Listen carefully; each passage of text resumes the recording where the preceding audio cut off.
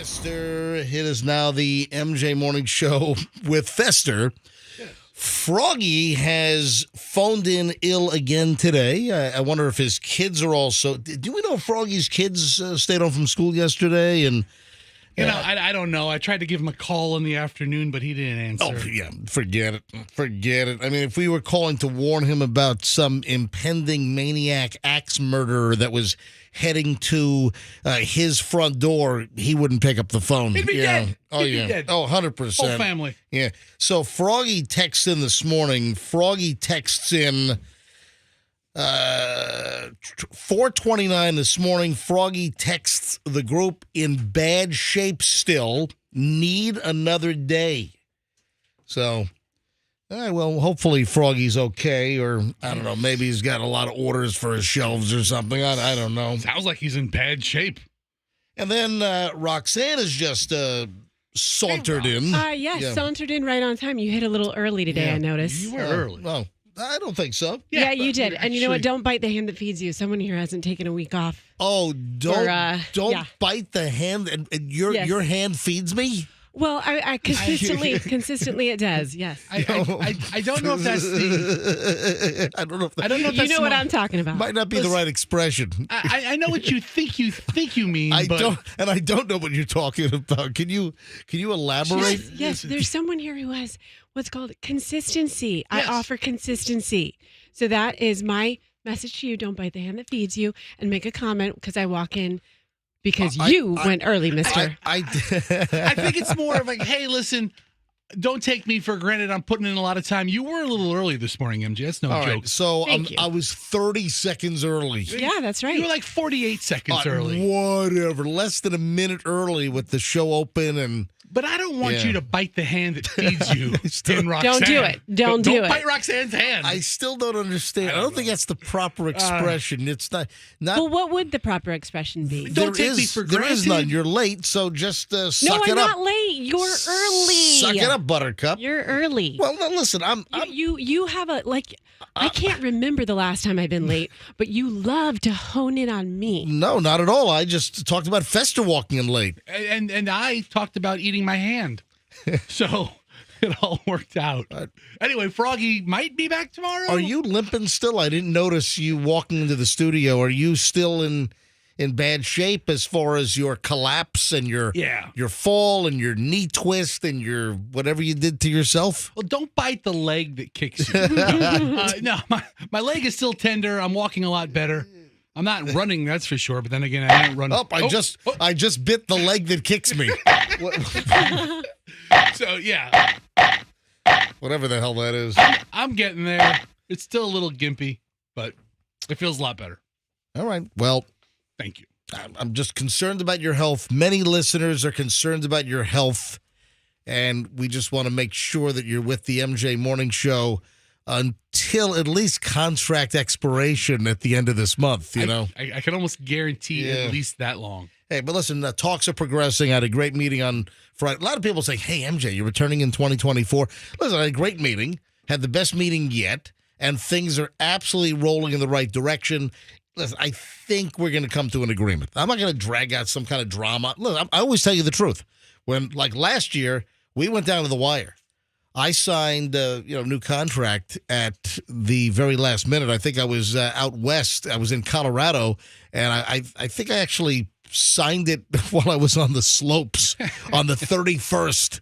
Literally hours before the expiration. No, but things are moving in the right direction. You know, if I were a betting person, I would say, yeah, we're probably back in 2024. So good. And then I got something really just spectacular planned. Can you give us a hint? If we return, which I think we will, I have something remarkable, absolutely spectacular planned for the early part of January. So shortly after everyone gets back from the New Year's holiday. So shortly after that, if everything goes according to plan, which I think it should, then we're going to roll out something great. And you, the MJ Morning Show listener, you and only you will be the beneficiaries here. Hey, Fester, you brought this to my attention during the show yesterday. I did. And we didn't get to the house explosion up in Virginia, right?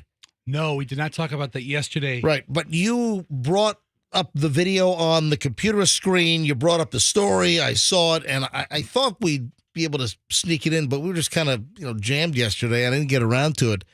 But after the program, I was able to see some of the news coverage on this thing a little more in depth, and holy crap. Yeah.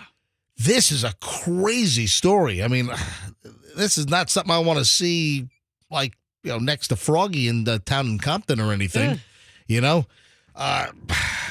imagine you've got some nut job neighbor that's firing like boating flares all through the neighborhood, and then the cops go to serve a search warrant and the guy blows up his house? Can you imagine? You knock on the front door and then the whole house blows up. I mean, luckily, no cops were injured in the explosion, but the guy inside apparently was blown to smithereens.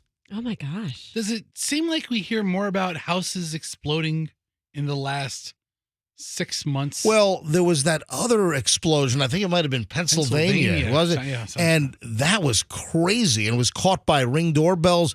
The house literally blew apart to the extent that the biggest pieces of the house were like roof shingles and toothpick-sized chunks of 2x4. I mean, the house, that I believe was a gas explosion. When you see something like that, man, that's a gas explosion. Now, with this deal, I don't know what this guy did, but this was up in Northern Virginia. This is in Arlington, which is just outside of Washington, D.C., Northern Virginia.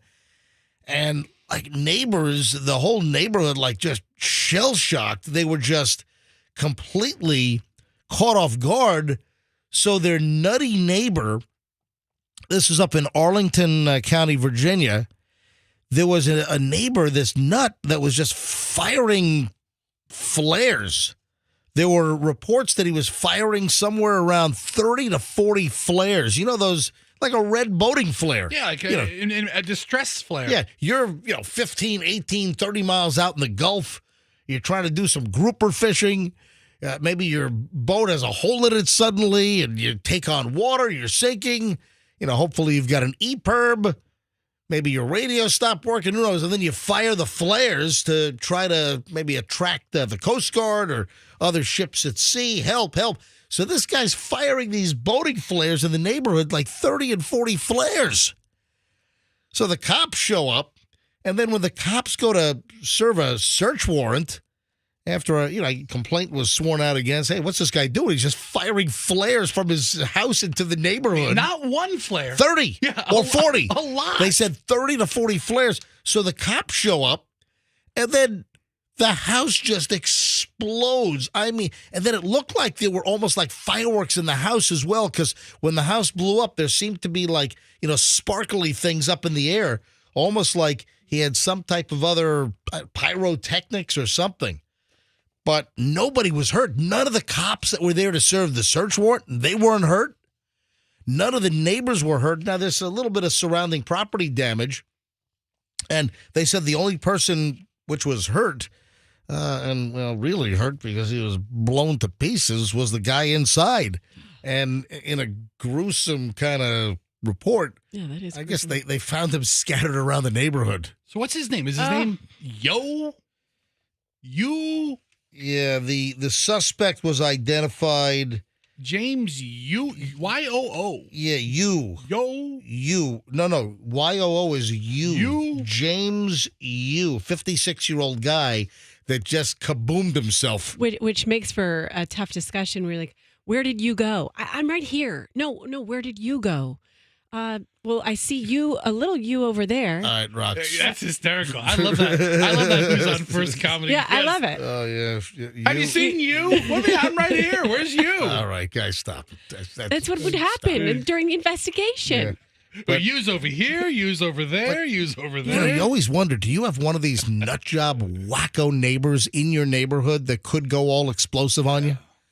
Yeah, that's some scary crap. I probably have 10 of them. All right, just getting rolling here on the MJ Morning Show here on a Wednesday. Welcome, folks. Let's grab traffic with Pat, and the MJ Morning Show is back in minutes. Well, okay, here we go. Everything we told you about in the last hour has been...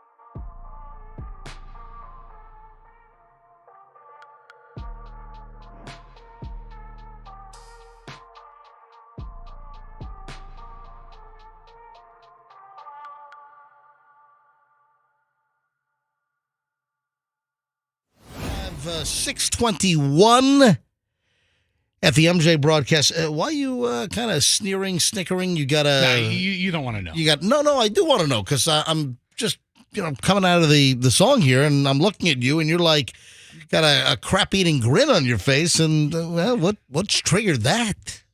I can assure you don't want to know. I'm closing Windows on my computer, and I see the suspect James Yu, who blew up his house in Virginia. Yep. And I'm just thinking about Roxanne's joke about where are you? Who is you? Where are you? You's over here. Yeah. What's his favorite drink?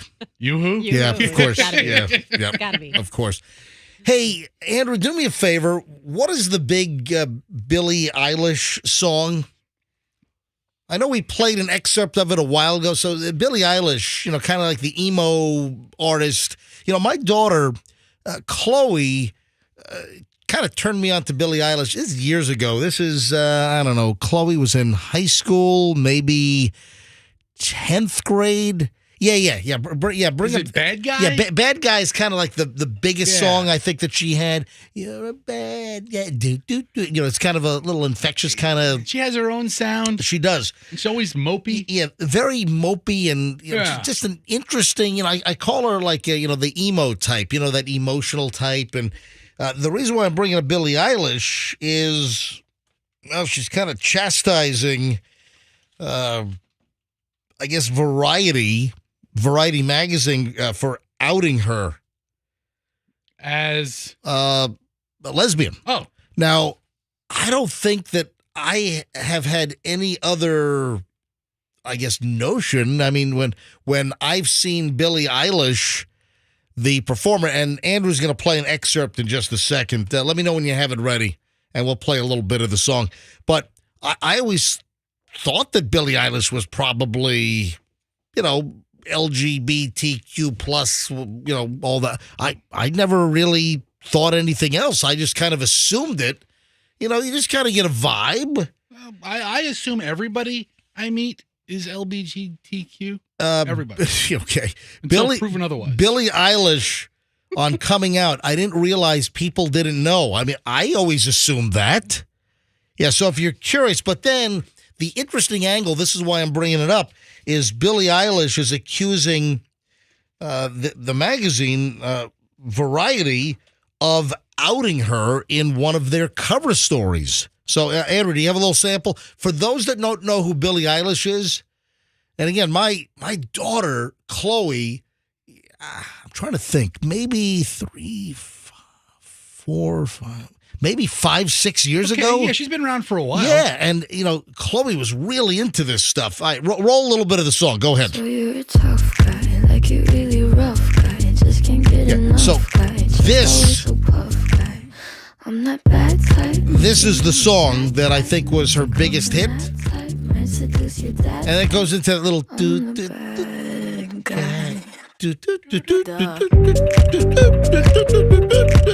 All right, so that's Billie Eilish. I like her voice. Oh, listen, I thought it was kind of infectious. Different. When I heard it for the first time, and, Chloe was always playing it on her, whatever she was listening to. And, I thought it was different. And I'm attracted to all kinds of music. I like all kinds of, I'm not really a country music fan. That's maybe the only genre that really doesn't do much for me. And I don't listen to country, but I like, hard rock. I like classical. I like pop music. I mean, there's a lot of different music that I like. And the Billie Eilish stuff, when I heard it, I'm like, that's different. I like it. So, I just kind of been plugged in through Chloe as she's listened to the different songs. And then I was just kind of fascinated by her saying that, oh, I didn't know that people didn't know I was gay. And listen, that's her prerogative. Of course, if that's who she is, that's who she is. Right. But the fact that she's like accusing Variety magazine. What did they say? What did Variety say or do that outed somebody who wasn't hiding? Let me share. Billie Eilish has accused the magazine of outing her after seemingly unintentionally coming out in a new interview with the singer now urging people to stop discussing the subject. So I guess I'm in violation because I'm discussing the subject. Wow. Billie Eilish has urged her fans to stop talking about her sexuality, with the star even accusing a magazine of outing her after she unintentionally came out over the weekend. And again, I've always assumed, just seeing her, the 21-year-old singer seemingly unintentionally came out as LGBTQ plus during an interview with Variety magazine. The revelation came to light just the other day. In her cover interview, Billie said, "I've never really felt like I could relate to girls very well. I love them so much. I love them as people. I'm attracted to them as people. I'm attracted to them for real." Okay. So she said it. So she outed herself, maybe? Well, it sounds like? But she's blaming, I don't know why she's blaming, Variety magazine for that. I'm not quite sure. I can understand where she's like, okay, let's not make this a thing. We don't need to talk about it. So it's my business. I can see where that would be her attitude. Hey, just kind of interesting. Yeah. Right. Now, as I segue to something else, what is the complete polar opposite? What is the absolute other end of the spectrum where I could go right now from Billie Eilish and LGBTQ? And, she was always kind of a funky dresser and just interesting things. I know there was a whole story with Billie Eilish and and body image some years back. And all right, so what is the complete opposite direction in which I could go right now here on the MJ Morning Show? Are we talking about on the attraction spectrum? No, just a whole different story. What could I be talking about next? From Billie Eilish to, and this is the beauty of the MJ Morning Show. The war in the Middle East? Yeah. No. Good guess, Fester. Maybe it's pretty different. Welding helmets. Okay. Oh, again. okay. Yes. No, I'm kidding. I'm joking. I'm joking. It's a wide field. No. But it is completely opposite. Yeah. FSU and the college championship snub. That's not opposite. Oh, you don't think Billie Eilish and talking about the FSU college snub, you don't think that's opposite? Don't there need to be some similarities for something to actually be opposite? Yes, to like polarize it. Red and blue are opposite. Yes. But they're both colors, but they're opposite. We have an update, ladies and gentlemen, on the whole Noel snub. And I'm telling you, Tallahassee, they are still in like a coma. Yeah, what are they going to do? I mean, I heard like some senator, what Mike Scott or Richard Scott. You have no idea who the hell you're talking about. David Scott. Oh, you're talking about Rick Scott? Rick Scott. That's you it. You mean U.S. Senator Rick Scott? I've been calling him Skeletor for so long whatever. that I forgot which is his well, first name. Here's the update. Governor DeSantis. Oh, him. Great. Governor DeSantis is proposing a reserve of $1 million in state funds for a possible lawsuit over the exclusion of Florida State from the college football playoffs this year.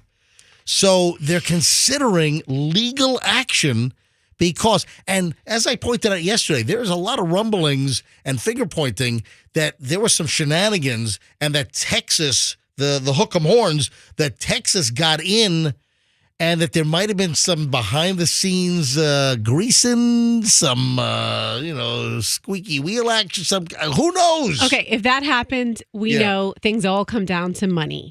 And so... Oh, of course. Money makes the world go round. Absolutely. Exactly. So there's some theories there. But I heard a theory about why some people think that the Knowles didn't make it in. Did you hear this? Tell me. This is a conspiracy theory. Mm-hmm. Some people think that it's NCAA putting pressure on them to change their Indian name. Oh, jeez.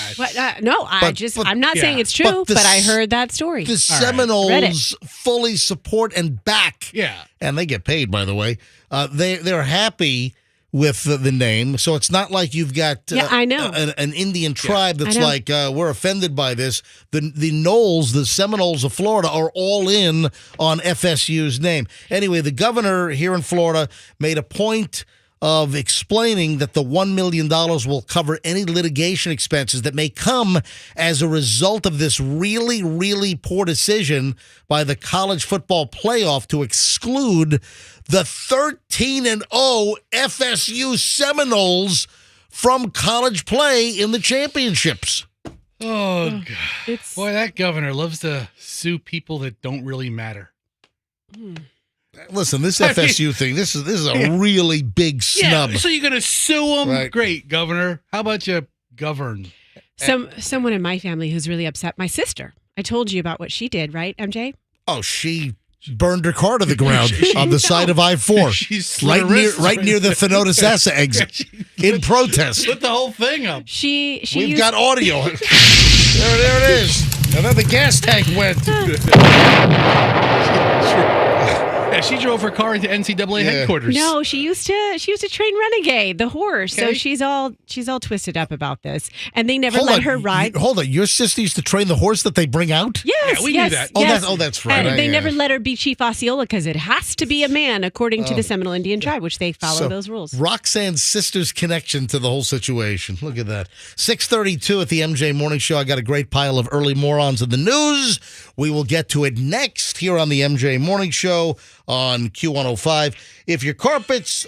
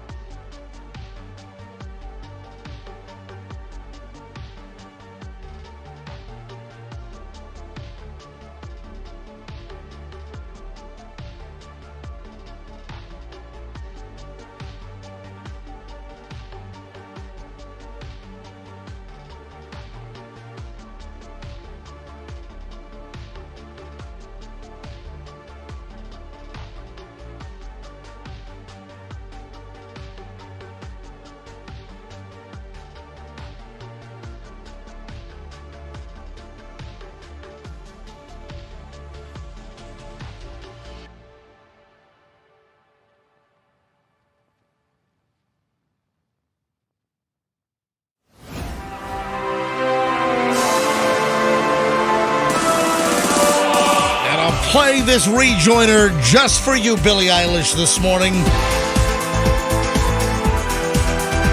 Ladies and gentlemen, it is time for the early morons of the news. 6:41 at the MJ Morning Show. Just a whacked out pile today. Michael Jackson's in the news. What has he done lately? He exposed himself to gym goers.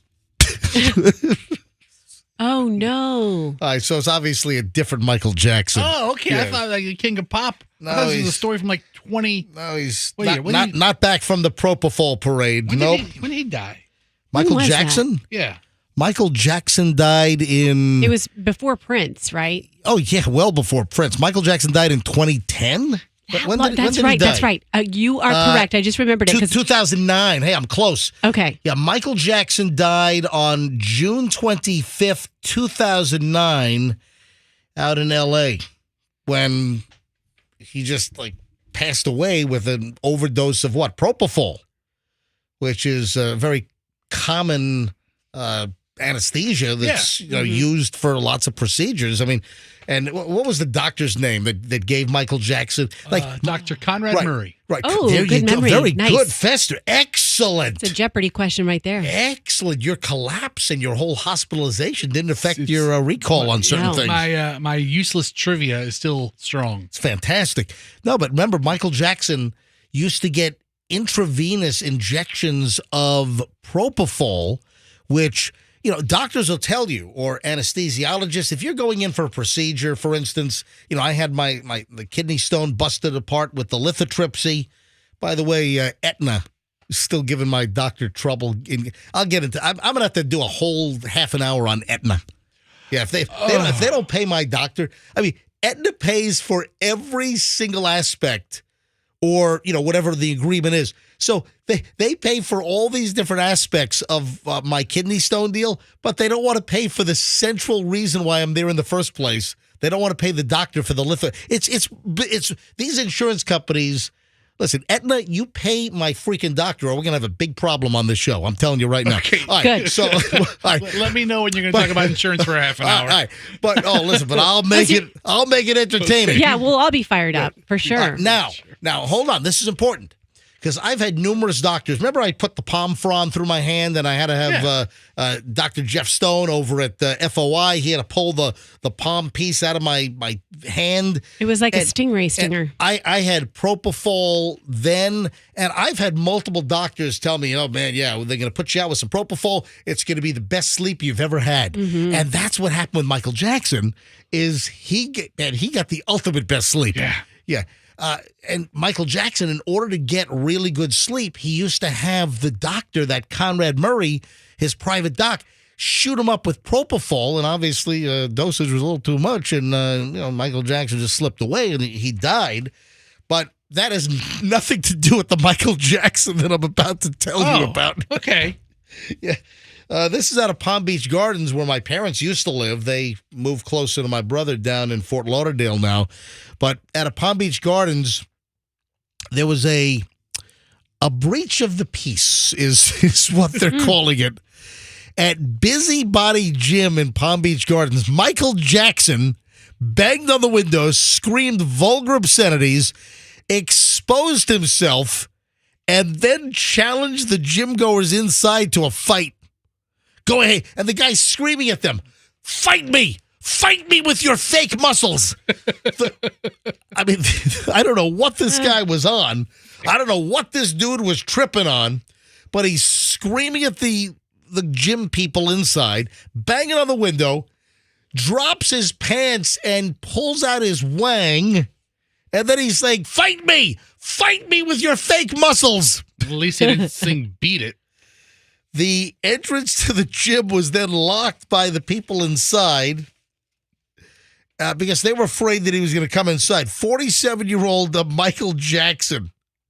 When the Palm Beach Gardens police arrived in their black and whites, and they do have black and white police cars over there, when they arrived to assess the situation, Michael Jackson then became argumentative with them. Michael Jackson confessed to the officer that he was angry with the gym goers because of their fake muscles and their ability to, quote, sleep with beautiful women. Yes. This guy's got some serious freaking issues. Can we go back to the name of the gym? I love that name. Busybody. Yeah, Busybody Gym in Clever. Palm Beach Gardens. People go there and they just gossip. And their bodies are busy while they work out. It's like a double entendre. I don't think they're gossiping. I just think they're working out. They're keeping their bodies busy. No, But that's what a busybody is. It's a bunch of busybodies. working out. All right, listen, a bunch of busybodies. Break it up. Get back to the lifting. So during the whole thing, the dude pulled his pants down. Two of the gym goers witnessed that. Whoa. According to the arrest documents. Michael Jackson. Why doesn't anything cool like this happen to me? Michael Jackson ultimately taken into custody by the Palm Beach by the Palm Beach Gardens police, and then taken to the Palm Beach County Jail, where apparently he moonwalked. He moonwalked. You've heard of the perp walk? Yeah, he moonwalked. He moonwalked right to the camera that take the mugshots with. Yeah. He did a All right. I'm doing it on MJTV. On radio, MJ moonwalking doesn't exactly But print well. But I did that for MJTV viewers. you could actually hear your sneakers Yeah. squeak on the floor. As I moonwalk backwards. Anyway, he's supposed to appear this morning. So Wow. his first appearance before a judge in Palm Beach County is supposed to be this morning. And I wonder if they gave him a checkup from the neck up, because I don't think this guy appears to be of sound mind. Any comment from LaToya? And he was also ordered to have no contact with the Busybody Gym over in Palm Beach Gardens. Yeah, no word from LaToya, no word from Janet. Tito, Jermaine. Yeah, they're all alive, right? Yeah. I think all the other Jacksons are alive, if I'm not mistaken. Hey, we got another nut here in Florida, man. I tell you what, morons in the news, pretty Florida heavy today. And Fester, you're all into the Tesla Cybertruck. It's a beautiful truck. Yeah, it is hideous. It is a ridiculous, cartoonish chunk of hell, as far as I'm concerned. But did you place your order yet? Yes, I have the order in. Yes. No, did you place an order for the truck? Not yet. All right, because if you place an order now, they're saying you're not going to get the truck for 3 years at least. Good. That's about the time. That's about the time I want one. About 3 years. So why am I bringing up this Cybertruck again? Because a 28-year-old guy here in Florida has been arrested in Texas. So a 28-year-old guy from Florida, let me clarify. 28-year-old Floridian has been arrested in Texas because he threatened to commit a mass casualty event at the production launch of the Cybertruck at Tesla headquarters in Austin, Texas last week. Yeah. What the? Paul Ryan Overeem from Orlando was booked on suspicion of making a terrorist threat. That would be a third-degree felony. What the hell with this? I don't understand this. Paul Ryan. What are you thinking? Paul Ryan Overeem, at the event, he threatened to shoot the place up and create mass casualties. Listen, I don't like the truck. I think it's a goofy-looking thing, but I'm not going to threaten anybody. Well, I mean, you have this outlet where you can talk disparagingly about the truck and talk about how much you hate it. Maybe Paul needs an outlet where he can get his emotions out so he's not actually going and doing stuff like this. He made threats on an Instagram account. The threats included the following. But yeah, so at the Tesla event, I'm planning to attach you up to you guys to stop me. I have no idea what that means, but I'm reading this verbatim. He was typing very quickly. Then he says, I plan on killing people at the event on November 30th, and I would like you to do something about it so I don't have to. Then he said, I want to die. So he's been arrested, so they did something so he doesn't have to. Yeah. I have no idea what possessed this Orlando dude to threaten to cause a mass casualty event at the big Cybertruck unlaunching. Or unveiling and launch, I should say. When you're typing a threat and autocorrect turns your word attack into attach, it takes the whole threat out of it. Yeah, so he said, I was reading it verbatim, with the actual mistakes. It does. I mean, just absolute nuttiness. So there you go, a little dose of early morons of the news, but don't worry, there's plenty more where that came from. We got a local pile of just whacked out crap today, which I'll kind of sprinkle in during the show. 6:51 at the MJ Morning Show here on Q105. And if you don't have a plan B for your...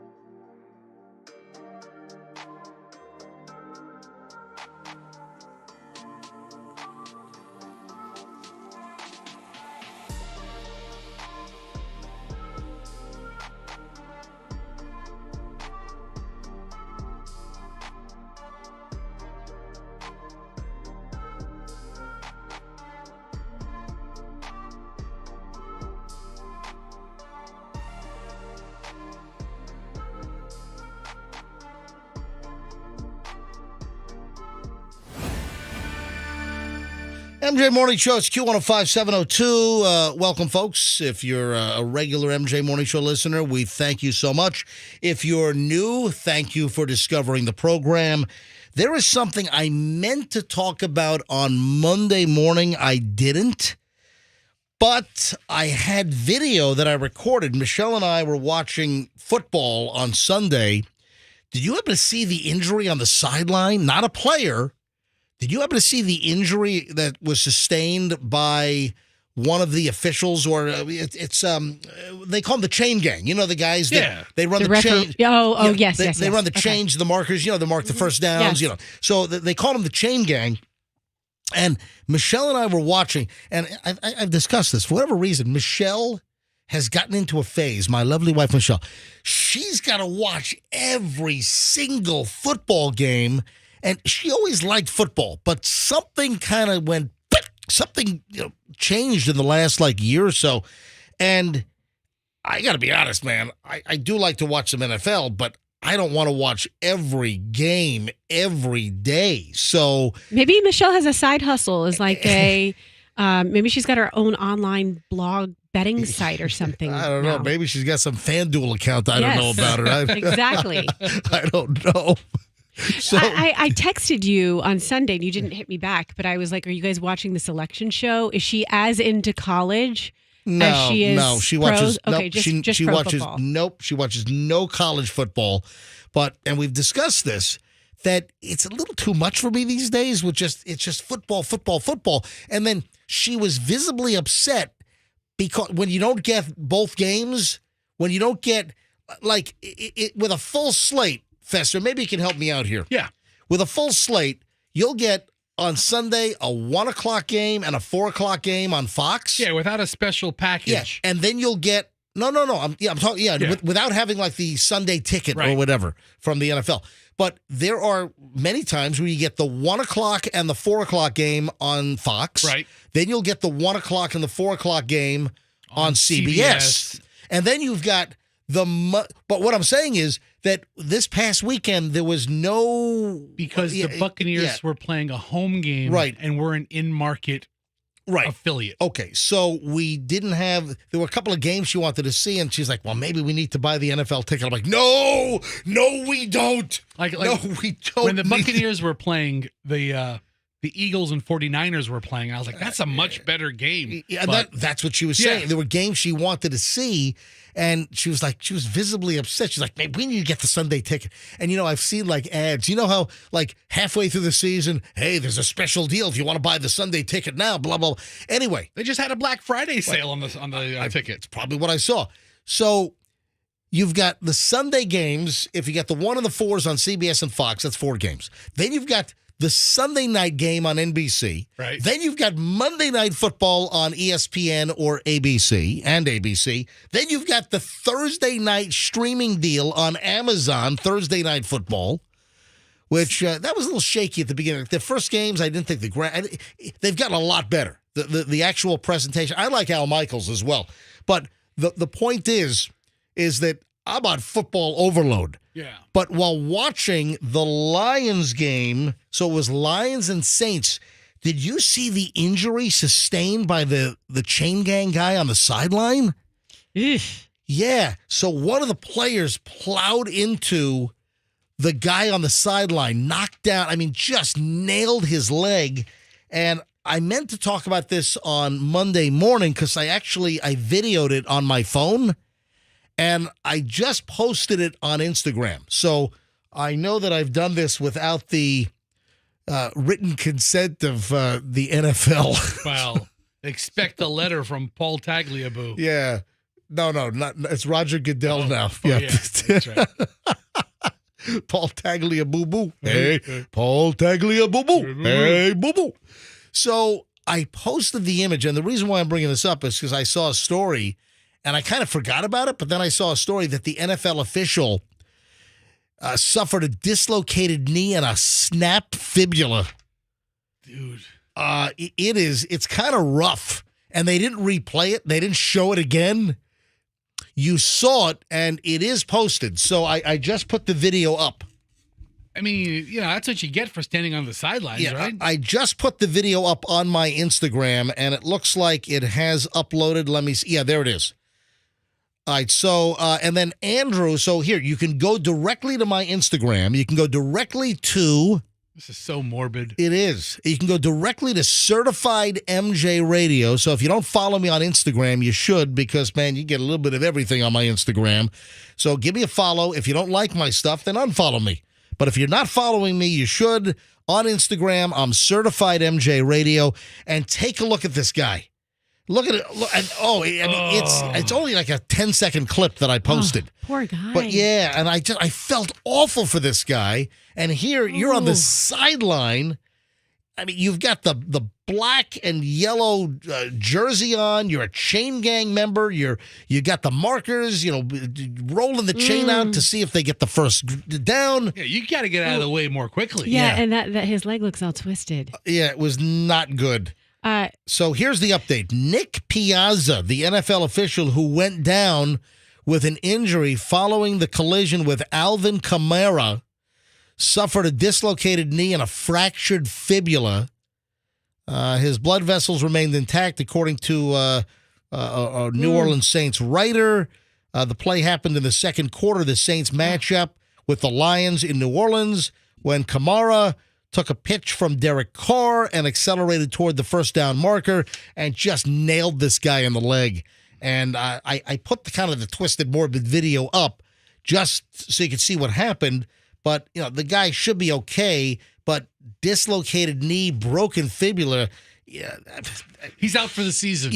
Oh, yeah, probably so. Yeah. But, you see, when things go off into the sideline, sometimes you see, like, the photographers trampled. Yeah. I've seen cameras smashed. Oh, yeah. I'm not trying to, I mean, this guy obviously was total accident. Yeah. And you don't see what else happens after the play. It's not like the camera's on the player who hit him the entire time. Well, the player walked away. That's what I was going to say. Well, I would have liked to have seen him do a little bit more, like just come up to him and be like, hey, buddy, you okay? I don't know. You guys shut up. He has to go play a game. He turned around, looked at the guy. Yeah. He's got to get out of there. It's very interesting you brought that up because I was just about to go there, that Michelle and I both noticed when the Saints player nailed him, when Kamara, how do you say his name, nailed him, he looks at him, the official is writhing in pain on the ground, and Kamara just kind of looks at him and walks away.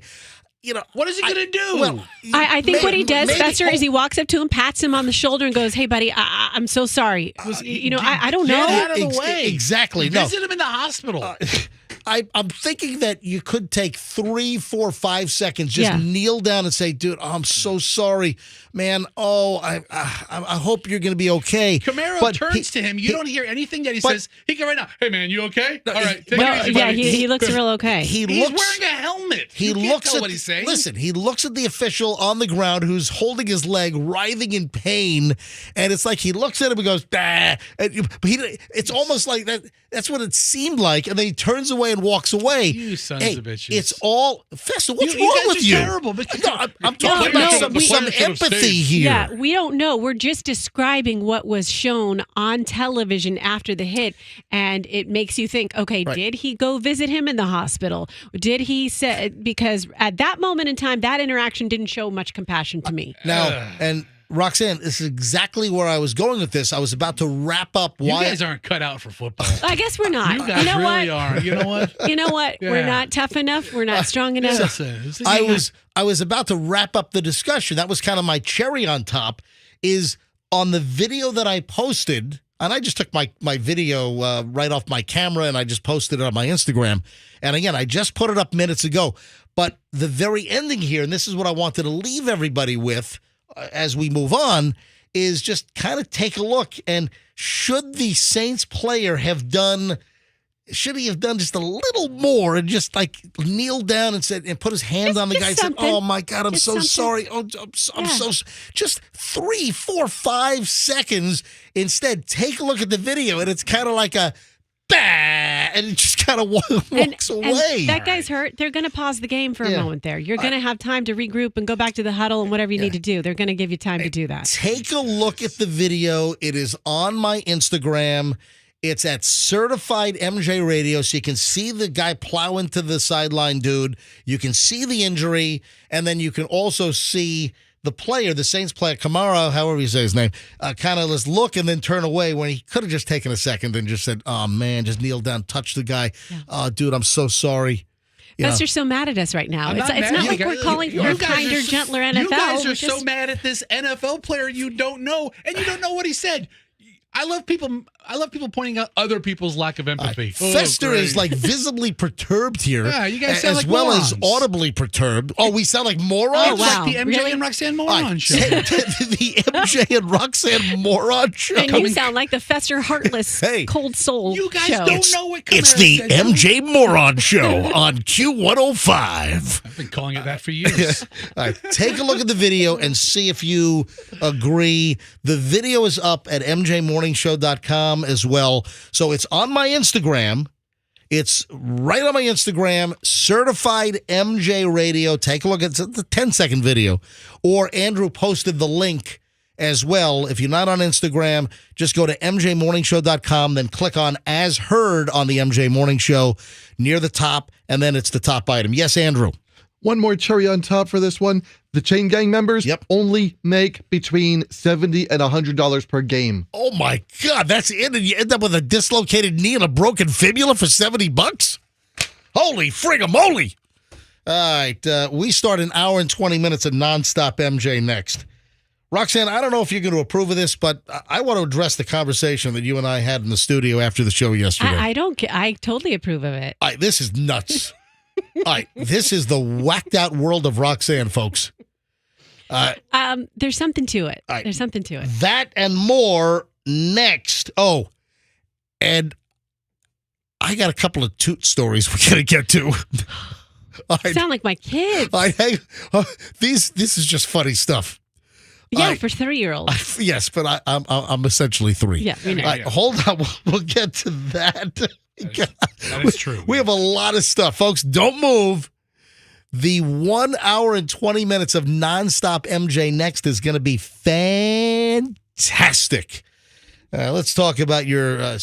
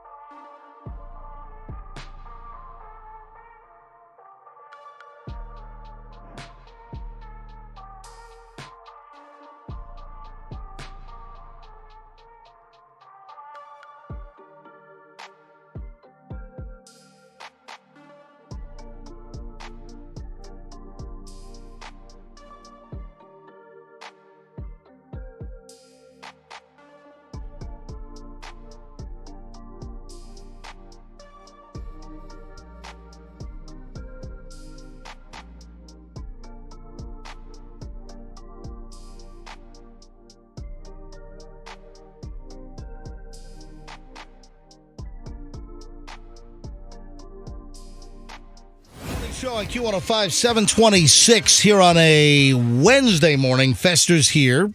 Roxanne is here. Froggy is now 2 days off with whatever he has or whatever he claims he has. We got to check in. Let me call Kim. Kim is Froggy's wife.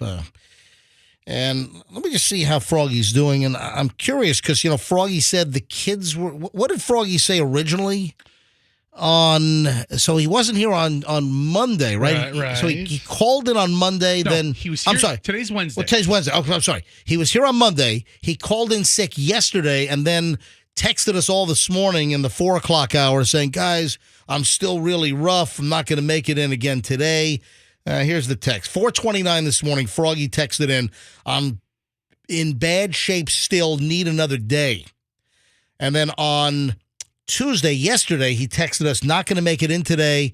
Me and the kids are all sick for some reason. I don't want to risk getting you guys sick. So let me just check in on Kim and see how Froggy's doing. Look, we've had a rough couple of weeks here. Fester, you were out for like a whole freaking week, right? Yeah, 4 days. With your whole situation. And now Froggy's out. Let me see here. Let me call Kim. Make sure he's okay. I'm just kind of curious. I wonder what the hell is that? It doesn't sound right. Yeah, it's the studio, man. This place is a dump. All right, hang on. 8136. I want to make sure that the kids are okay. The kids are all right. Froggy's all right. What does he have? Kim should be driving the kids to school right now. Hello. Good morning, Kim. Hi. Hey, it's MJ and Fester and Roxanne. How you doing this morning, Kim? Hey, strangers. Well, Luke and I are the lone soldiers, and so we're on our way to school. We are the last healthy people in our home. Aw. So Max and Dad are home sick? Yeah, so Max stayed home from school yesterday. He's been very achy, low temperature, cough, really sore throat. And a headache. And Froggy woke up. And Froggy woke up yesterday with a migraine and started not feeling good. And then this morning at around whenever he texted you, he was vomiting, which... Oh, no. That's good stuff. the heck? Good stuff. Thank you for the detail. That's awesome. That's a great 728 Yes. little detail there. Thank you. You called me. So You we called want the me, details. And Yeah. you want to make sure that he's really sick. He's really sick. And it's really fun at our house because we have construction going on and we have a leak they cracked a pipe. So we're having to turn our water off and on. Oh, my God. no. Well, hold Really on. fun. Kim, what kind of construction are you having done at your house? Oh, we're putting in a pool. And so it's chaos at our house right now. So, I had to go out to the street this morning at 6 a.m. to turn the water on so I could take a shower after working out and then go back out and turn it off. We're brushing our teeth with bottled water. It's Ooh. really glamorous. So when are they going to fix the broken pipe? This morning, they literally buried the pipes yesterday. And I had an event that I had to go to, and Froggy called me. He's like, our front yard is flooded. There's water going down the driveway. Oh, man, how long was that happening? Your water bill might go through the roof if you were bleeding thousands of gallons.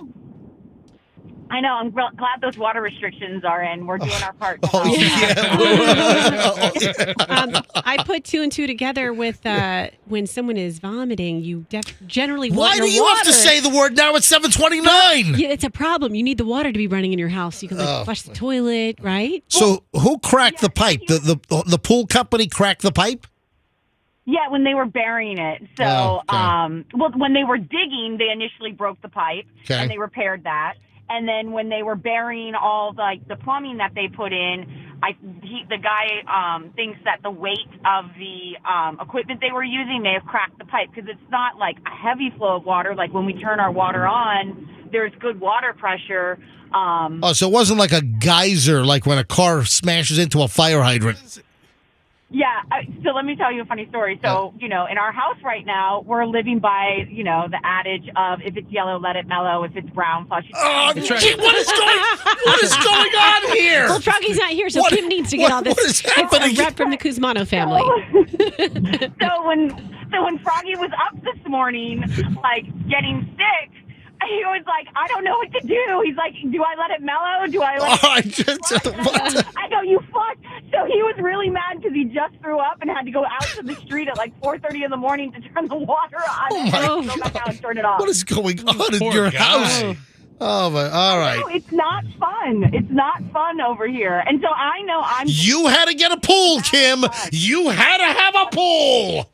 You know me with my demands. I'm so mean and demanding. And I'm like, I cannot continue to live in this home without a pool. Just freeload with Fester and go to hotels and motels around the Tampa Bay area and just walk in like you're a guest and use their pool. It's a lot cheaper. That sounds like a lot of work. I'm like, I don't want to drive anywhere. Now I can just open my door and hold on, listen. Outside. We're crashing the trade winds next weekend, okay? So man. All right, Kim. So Froggy's really sick. He is really sick. I mean, we're just trying to spare you from getting you guys sick because honestly, it is not fun in our house. All right. Thank you, Kimmy. All right. Best of luck. All right. Thanks. Talk to you later. Bye-bye. All right. Kim, Froggy's wife, Kim. Okay, bye. Holy bejeebas. All right. Now, where do I go? Oh, I'm like, I had like 3 breakfast busting items in that phone call. You know, it's. Oh, yeah. You know. But I mean, Froggy's not here to say doo-doo. And that's real life, man. And yeah, that's real. And it is. And this is going around. A bunch of people, when I was sick last week and I was telling people about my week, they're like, yeah, man, it's going around. You know what? I'm going to hold off on my two tacular stories. Why? Get it out of the way now. Yeah. Do it bite now. the bullet. You know what's crazy? You think so? The grossest stories are stuff that every human deals with. The stuff that we're like, oh, that's disgusting. Throwing up is disgusting. Roxanne, will you stop adding to it? It's nicer when Roxanne says it. My God. All right. Anyway, so I got these. Toot-tacular. I've got these two. You know, I'm going to space this out. What are you going to put in the middle? Come on, just do. All right, so Vasilevsky. Oh, yes, I saw this. You know about this? Yes. The hockey player? Yeah, so Vasilevsky and then John Kerry. This former senator? Former senator, former Secretary of State. All right. Married to the condiment fortune? All right. First of all, with Vasilevsky, and hey, Andrew, what's his status now? Is I know that he had his surgery, so he's back in the game. I don't follow Lightning every game every day. Go Lightning. Well, but listen, I support the Lightning. Hey, go Lightning! But so a couple of things here. So this is during like a Q&A? Is this Andrew? This is like a presser, right? Yeah. Post-game press conference. This is the after-game presser, and you see him at the podium after the game. This is toot story number 1. Your mind in the last 48 hours from the end of the game on Saturday to the start of this one? Yeah, I mean, obviously it wasn't great feeling last game, but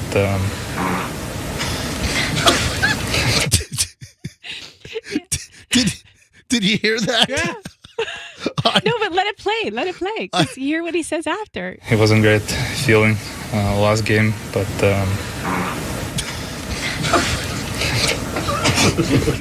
and then they start laughing. Yeah, and he's like, "Oh, what was the question?"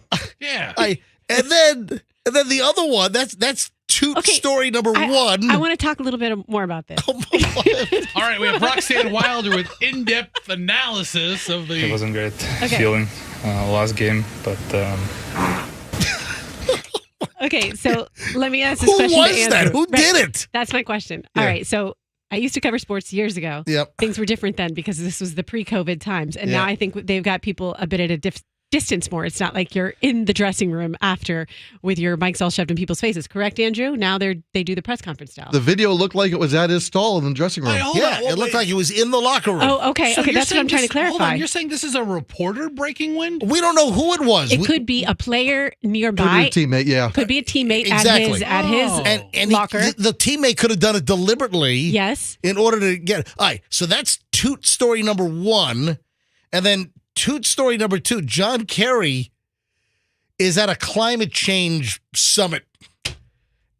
Listen to this. I find myself getting more and more militant because I do not understand how adults who are in position of responsibility can be avoiding responsibility for taking away those things that are killing people on a daily basis.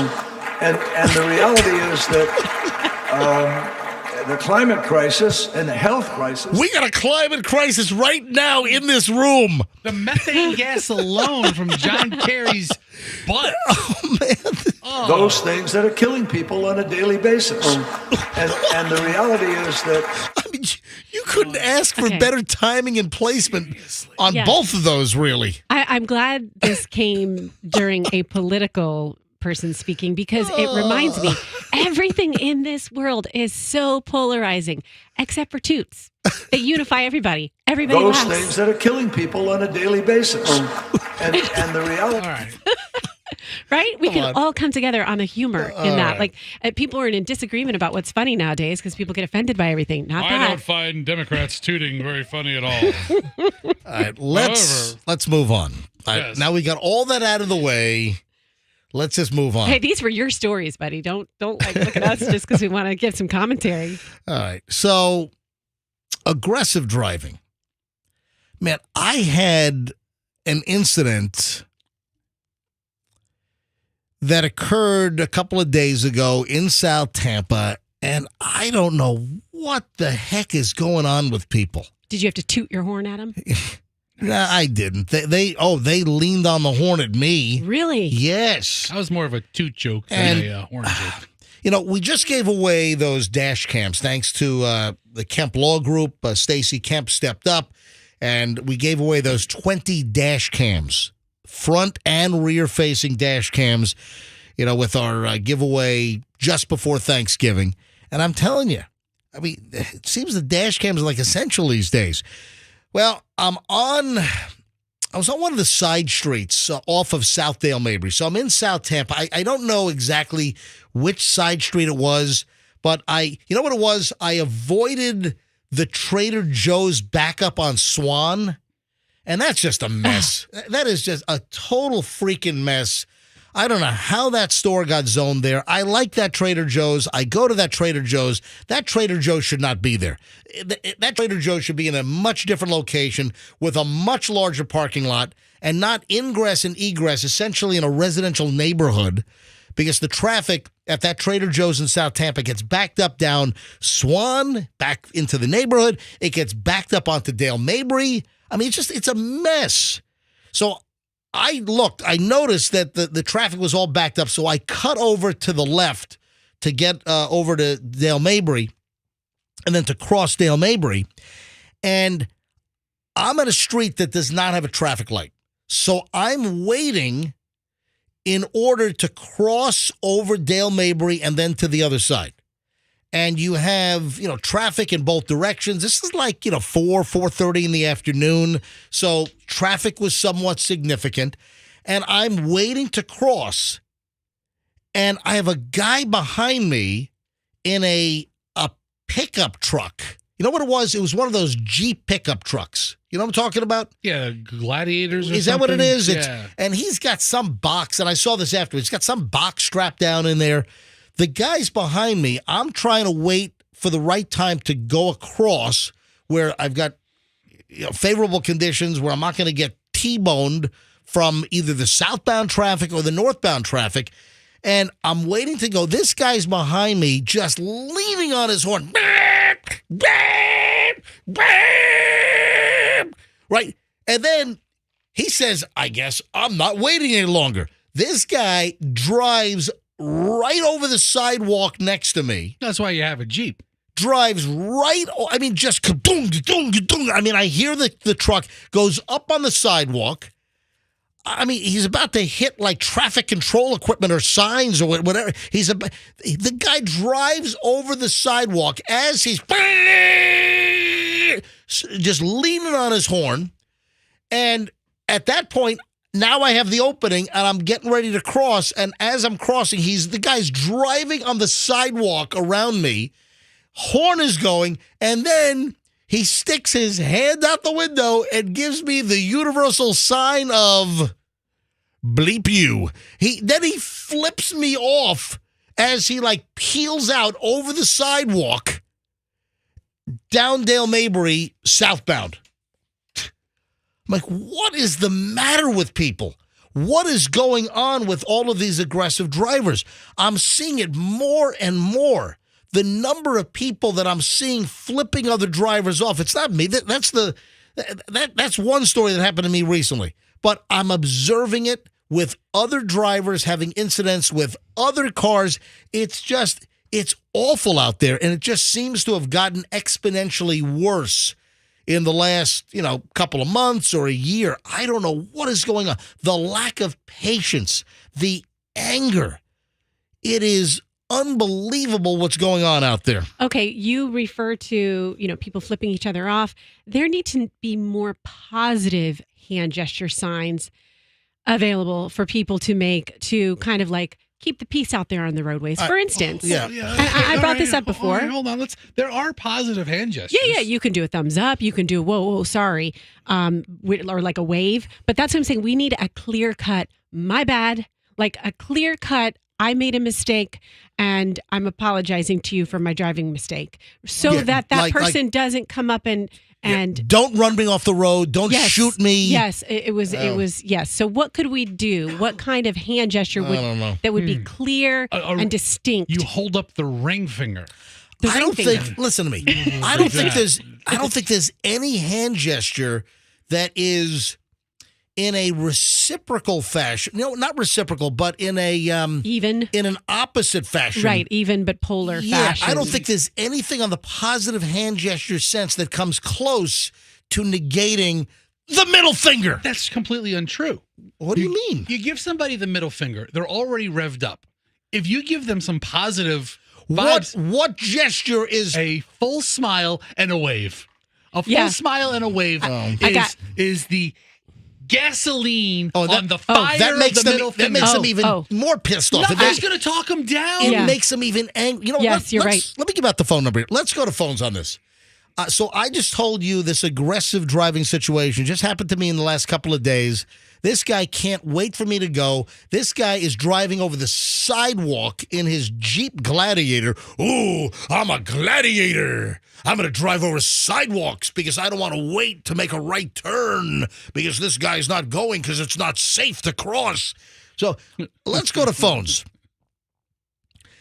I'd like to hear stories from people that have just also recognized what I'm seeing, just the aggressive drivers, the impatience, the anger on the roads. It's just getting worse and worse. Hey, if you've got a story, or if you want to weigh in, or if you're the jackwagon in the black Jeep Gladiator with some box strapped down in your rear bed, hey, fire up the phones.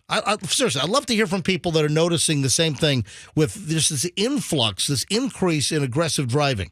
800-990-1047. I'm telling you, law enforcement will absolutely confirm this as well, that the aggressive driving is getting out of hand. It's getting worse. 800-990-1047. Fire up the phones. What aggressive incidents have you had recently? What have you seen recently?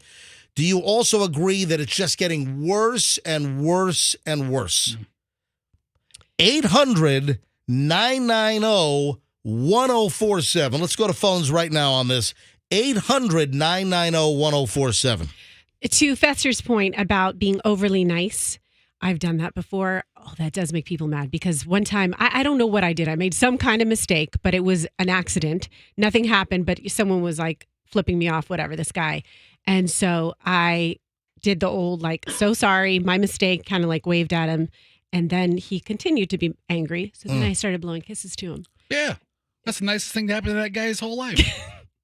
Then I was like, so sorry. Yeah. So, I mean, what can you do? Somebody wants to give you the finger, you wave, hey, how you doing, jackass? Then did he crash his car into yours? I think he was even madder then, but he wouldn't look at me. Yeah. So mad. Look, phones have just exploded on this question. Sarah is up first in Largo. Sarah, you're on the MJ Morning Show. Hi. Morning. Love you guys. Call in a few times.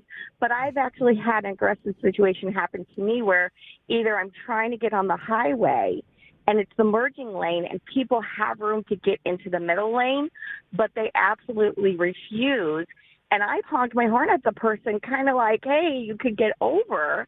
And one other time is on frontage road in Clearwater where you can't get over, and people then go around where it's the merging lane, and I've almost either gone into somebody and where they've gone into the side wall that goes between Frontage Road and 19 because there was no room because they wanted to go so fast. And it gets very frustrating. People are getting more aggressive. You know, I've seen that as well. When you're trying to merge, and let's say you're the lead car, and then you got cars behind you that don't think you're merging fast enough or aggressive enough, and then they'll go around you. They'll like speed up. They'll go over like the solid line because you're waiting for the dotted line to get over. I see that all the time as well. People that are so impatient that they'll just get in a hazardous situation by trying to like cut around you while you're trying to merge. It gets very frustrating also when you're trying to get onto the highway. You're in a merge lane. People can get over, or they don't slow down if they don't want to get over to let you over, and so you almost run into the side wall. Sarah, thanks for the call. It's exactly what I'm talking about. Malik is in Tampa. Malik, you're on the MJ Morning Show. Hello. Hello. Hi. Yeah, I've noticed the drivers have been more aggressive lately. They do a lot of things for a stupid advantage. I've been cut off several times just for someone to go into McDonald's, you know? So what, they want to get ahead of you or? Well, I drive with the city truck, so, you know, I drive relatively tamely. Yep. And I drive the speed limit. They want to go 60 in a 40. So they have to go around me. Oh, so what you're saying is you're driving the speed limit, you're driving nicely, and you've had people like speed up, get aggressive, cut you off to get into a McDonald's parking lot? Yes. It's like the Froggy story. Do you remember the Froggy story? Hey, Malik, did you ever hear the Froggy McDonald's story? I haven't. Oh, man. All right, He was trying to get breakfast? Yes. All right, so Froggy's not here to tell the story, but I'll tell the story. This is like, I don't know, 15 years ago. Froggy was racing to McDonald's because of the 10:30 cutoff for breakfast. And just before he gets to the McDonald's, like a block away, he sees somebody get hit on a bicycle. So some car hits someone on a bicycle. Guy's knocked off onto the ground. Right.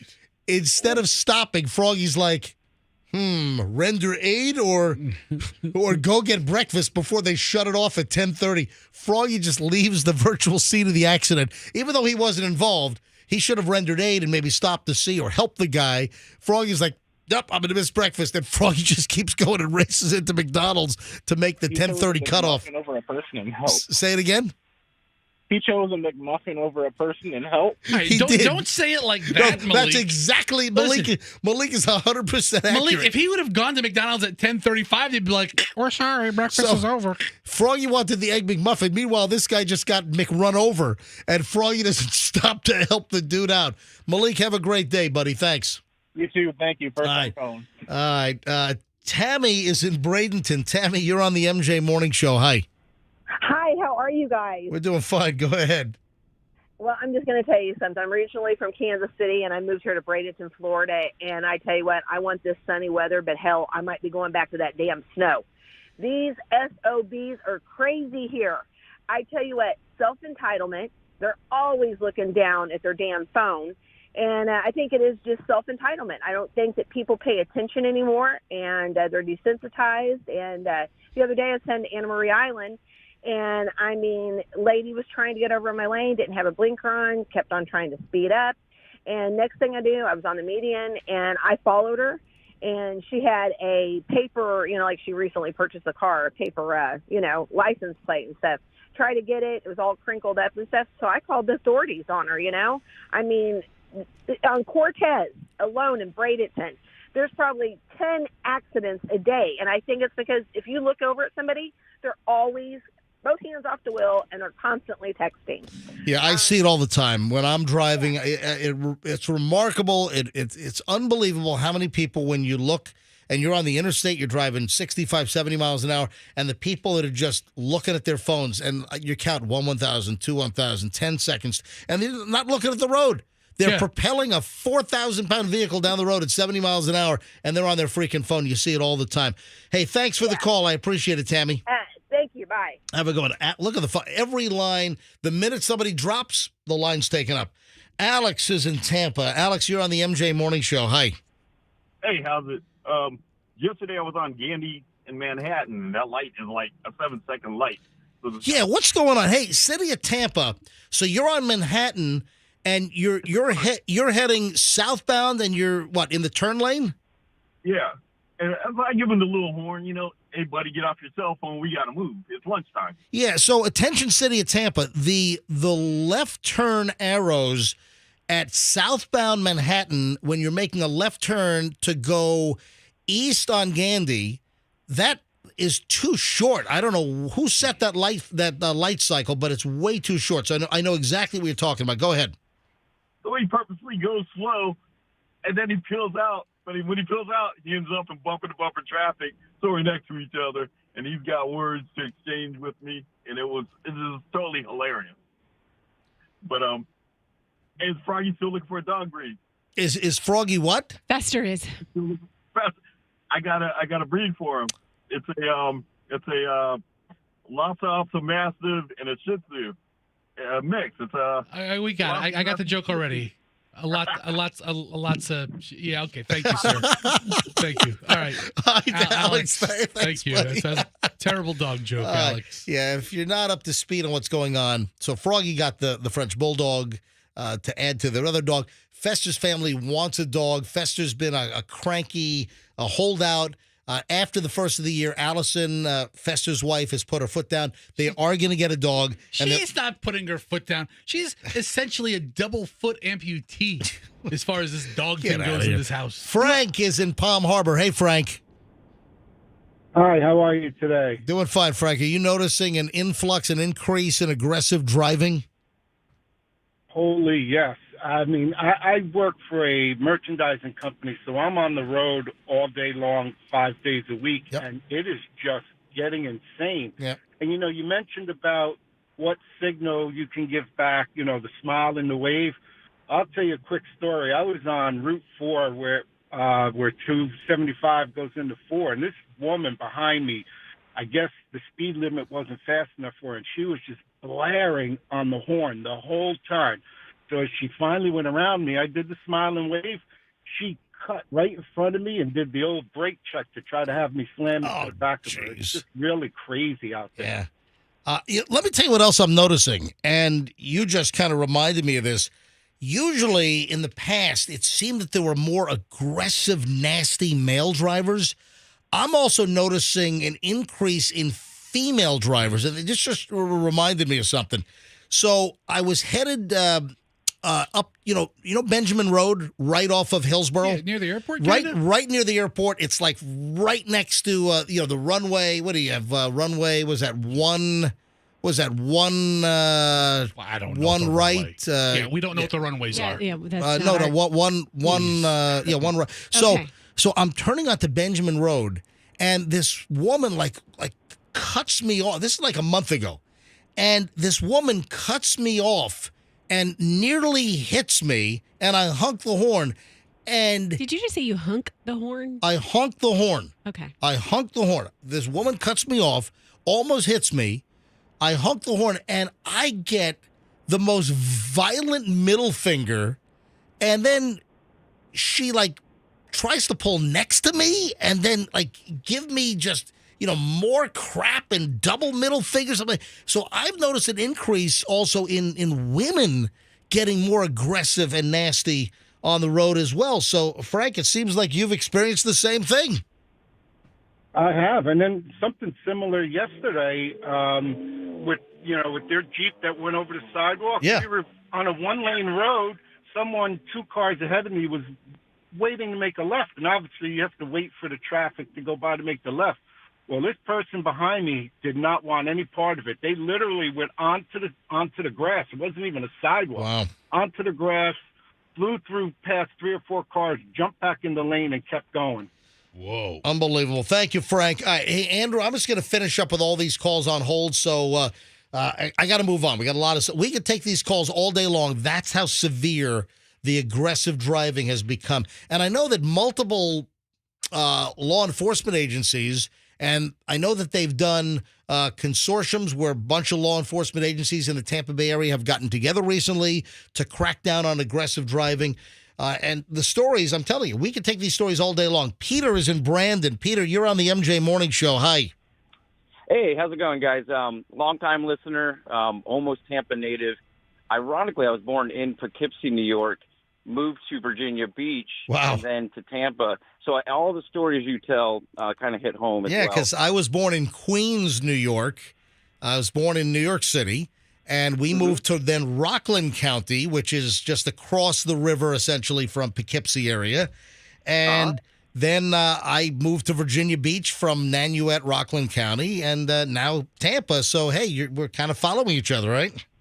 Exactly, yeah. And Power Pig was, when I was a kid. I moved here when I was 10 years old, 43 now. So kind of grew up with you guys. But I moved to Brandon, and I have businesses in Tampa, and I thought Tampa traffic was getting crazy. But Brandon has gotten absolutely insane. Yeah. I live off of a road that's a cut-through street from when you kind of get off of the Selman. And let me tell you, man, people are about to kill each other trying to get onto my road. Then when they get on my road, it's 70, 80 miles an hour, and it's only a few hundred yards long. I had a guy, I'm driving, it's 25, 30 mile an hour neighborhood, try to pass me as I'm turning into my actual driveway. Realized I was turning into my driveway and went and hit my mailbox and just kept going. Mowed your mailbox over? Oh, yeah. No, I had to put the mailbox back in the next day and everything, but he never even pulled over. I got back and I pulled back out and tried to follow him. He just took off. So insanity. People are just doing whatever. I know. They're not even willing to stop anymore. You're gonna follow me to Raja Ampat when I take Chloe scuba diving in a month or so? I'd love to. Actually, my wife loves going snorkeling, so yeah, that would be great. Actually, a couple of months. Thank you, Peter. Have a good one. All right. Newbury, what? No, the mailbox story. You have to reinforce that with a steel pole. Oh. If I lived on a busy street where there was a history of mailboxes getting clipped, I would bury it 2 feet in concrete and steel pole it. Dude, there was a story. Didn't somebody do that? And then there was a terrible injury, and then they were brought up on charges? Hold on. Did they? Hey, Andrew, do me a favor. Find that story. Yeah, we did this like 2 or 3 years ago. A story about a guy that had his mailbox mowed over repeatedly, and he put in some concrete-filled, like, steel pipe. So the cars that hit it just, boom, it was like they were hitting a wall. And I think the guy got in trouble. Let me just grab a couple more calls here, then we're going to move on. Nubia is in Sarasota. Nubia, you're on the MJ Morning Show. Hi. Hey, good morning, guys. Thanks for taking my call. You bet. I promise I won't take much of your time. I'm actually going to be in work here in a couple minutes, but I wanted to share the story. Yep. I appreciate it. So you guys talked about the gestures that we can do. I'm an adamant, nonviolent person. Do I curse inside the car when I'm alone without my kids? Yes, but I'm not one to flick people off or things like that. And we're in like super high populated area. Yep. But during the parade where Santa was arriving to town over at the University Town Center Mall, there was a situation that happened where two girls actually cut me off. One actually cut me off to do a U-turn at a light where she had obviously no way to even get through that access point. And then I was actually in a left turn, and the person in front of me actually fell asleep because they were on their phone. And you could tell they were on their phone because their head was down. So I honked my horn. This person got so irate that as she was turning, she had someone else next to her, but as she was turning, she started pumping her brakes, desperately trying to get me to hit her car.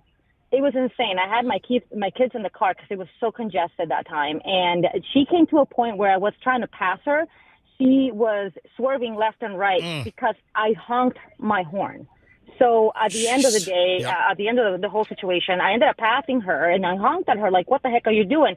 She threw a water bottle out her window. You know what? That's serious. That's like, I think they call that like projectile or deadly missile. Mm-hmm. If you throw something at another vehicle, that is a serious charge, according to Florida statutes. Yeah, I couldn't even, I'm driving. I'm trying to avoid her because she was pumping her brakes because she took forever. I didn't want to miss the light. Yep. It was already congested. Everyone's trying to get to the parade or trying to get away from the parade.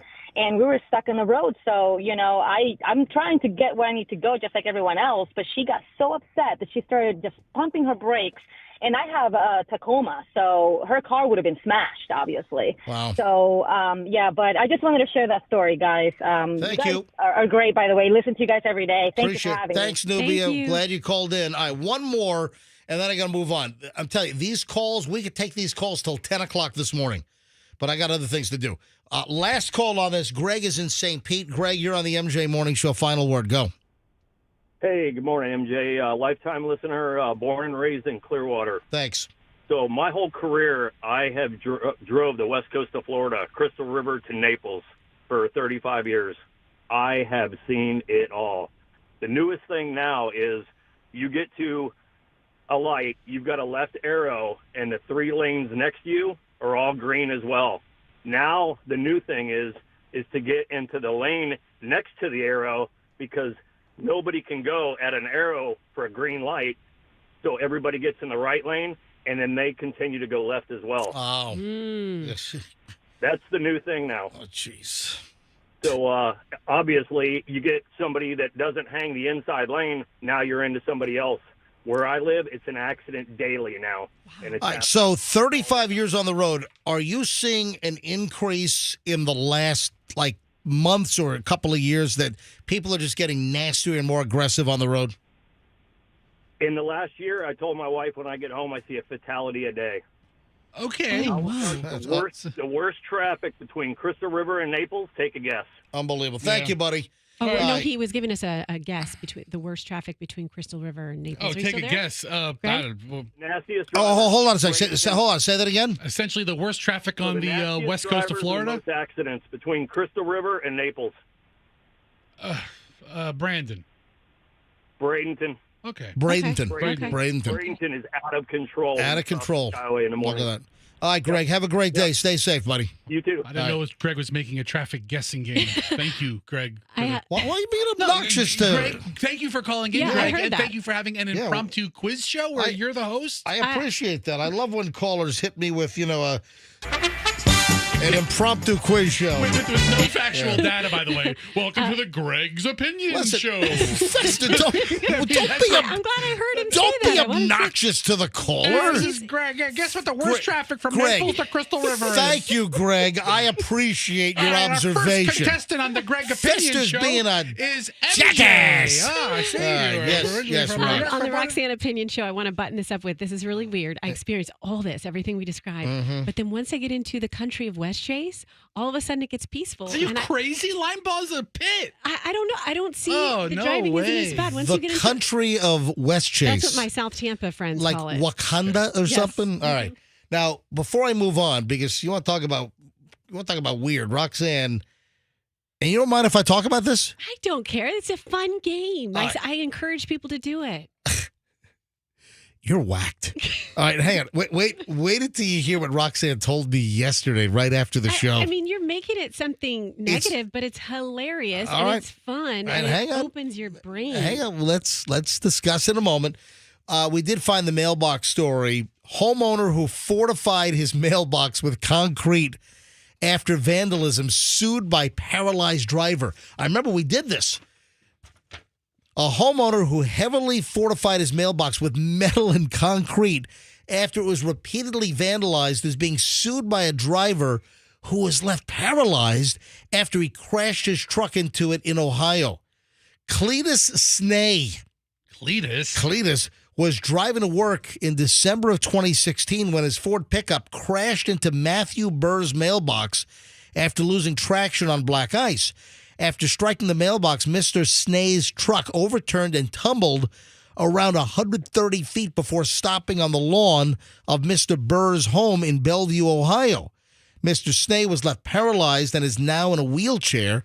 Mr. Snay is now suing Mr. Burr, who had fortified his mailbox and made it out of an 8-inch metal pole, which was buried 3 feet in the ground with rocks and cement on top. Good. I have the update. What's the date on your story? I don't have the way it printed out. It doesn't have the date on it. So something from Court News, Ohio. He was found not responsible. Oh, yeah. So then in November of 21, I have that. Okay. Fortified mailbox owner not responsible for pickup driver's paralyzing injuries. So I guess it did go to court. The Supreme Court. 5 years later. The Ohio Supreme Court had to rule on this. Yeah, they did. How about that? All right, Roxanne, what time is it? 8:06? 8:06 at the MJ Morning Show, and we are in the middle of 1 hour and 20 minutes of nonstop MJ. Pound for pound, on a daily basis, nobody delivers better morning entertainment and content than the MJ Morning Show. And that's why I ask people, tell 3 people a day. You know people that don't listen to us. They're in the habit of listening to something else. Tell 3 people a day. Or if you know someone that listens to something else, tell them to check us out. Say, hey, just listen to the MJ Morning Show. When your show goes to commercials, just check out the MJ Morning Show over on 104.7 FM.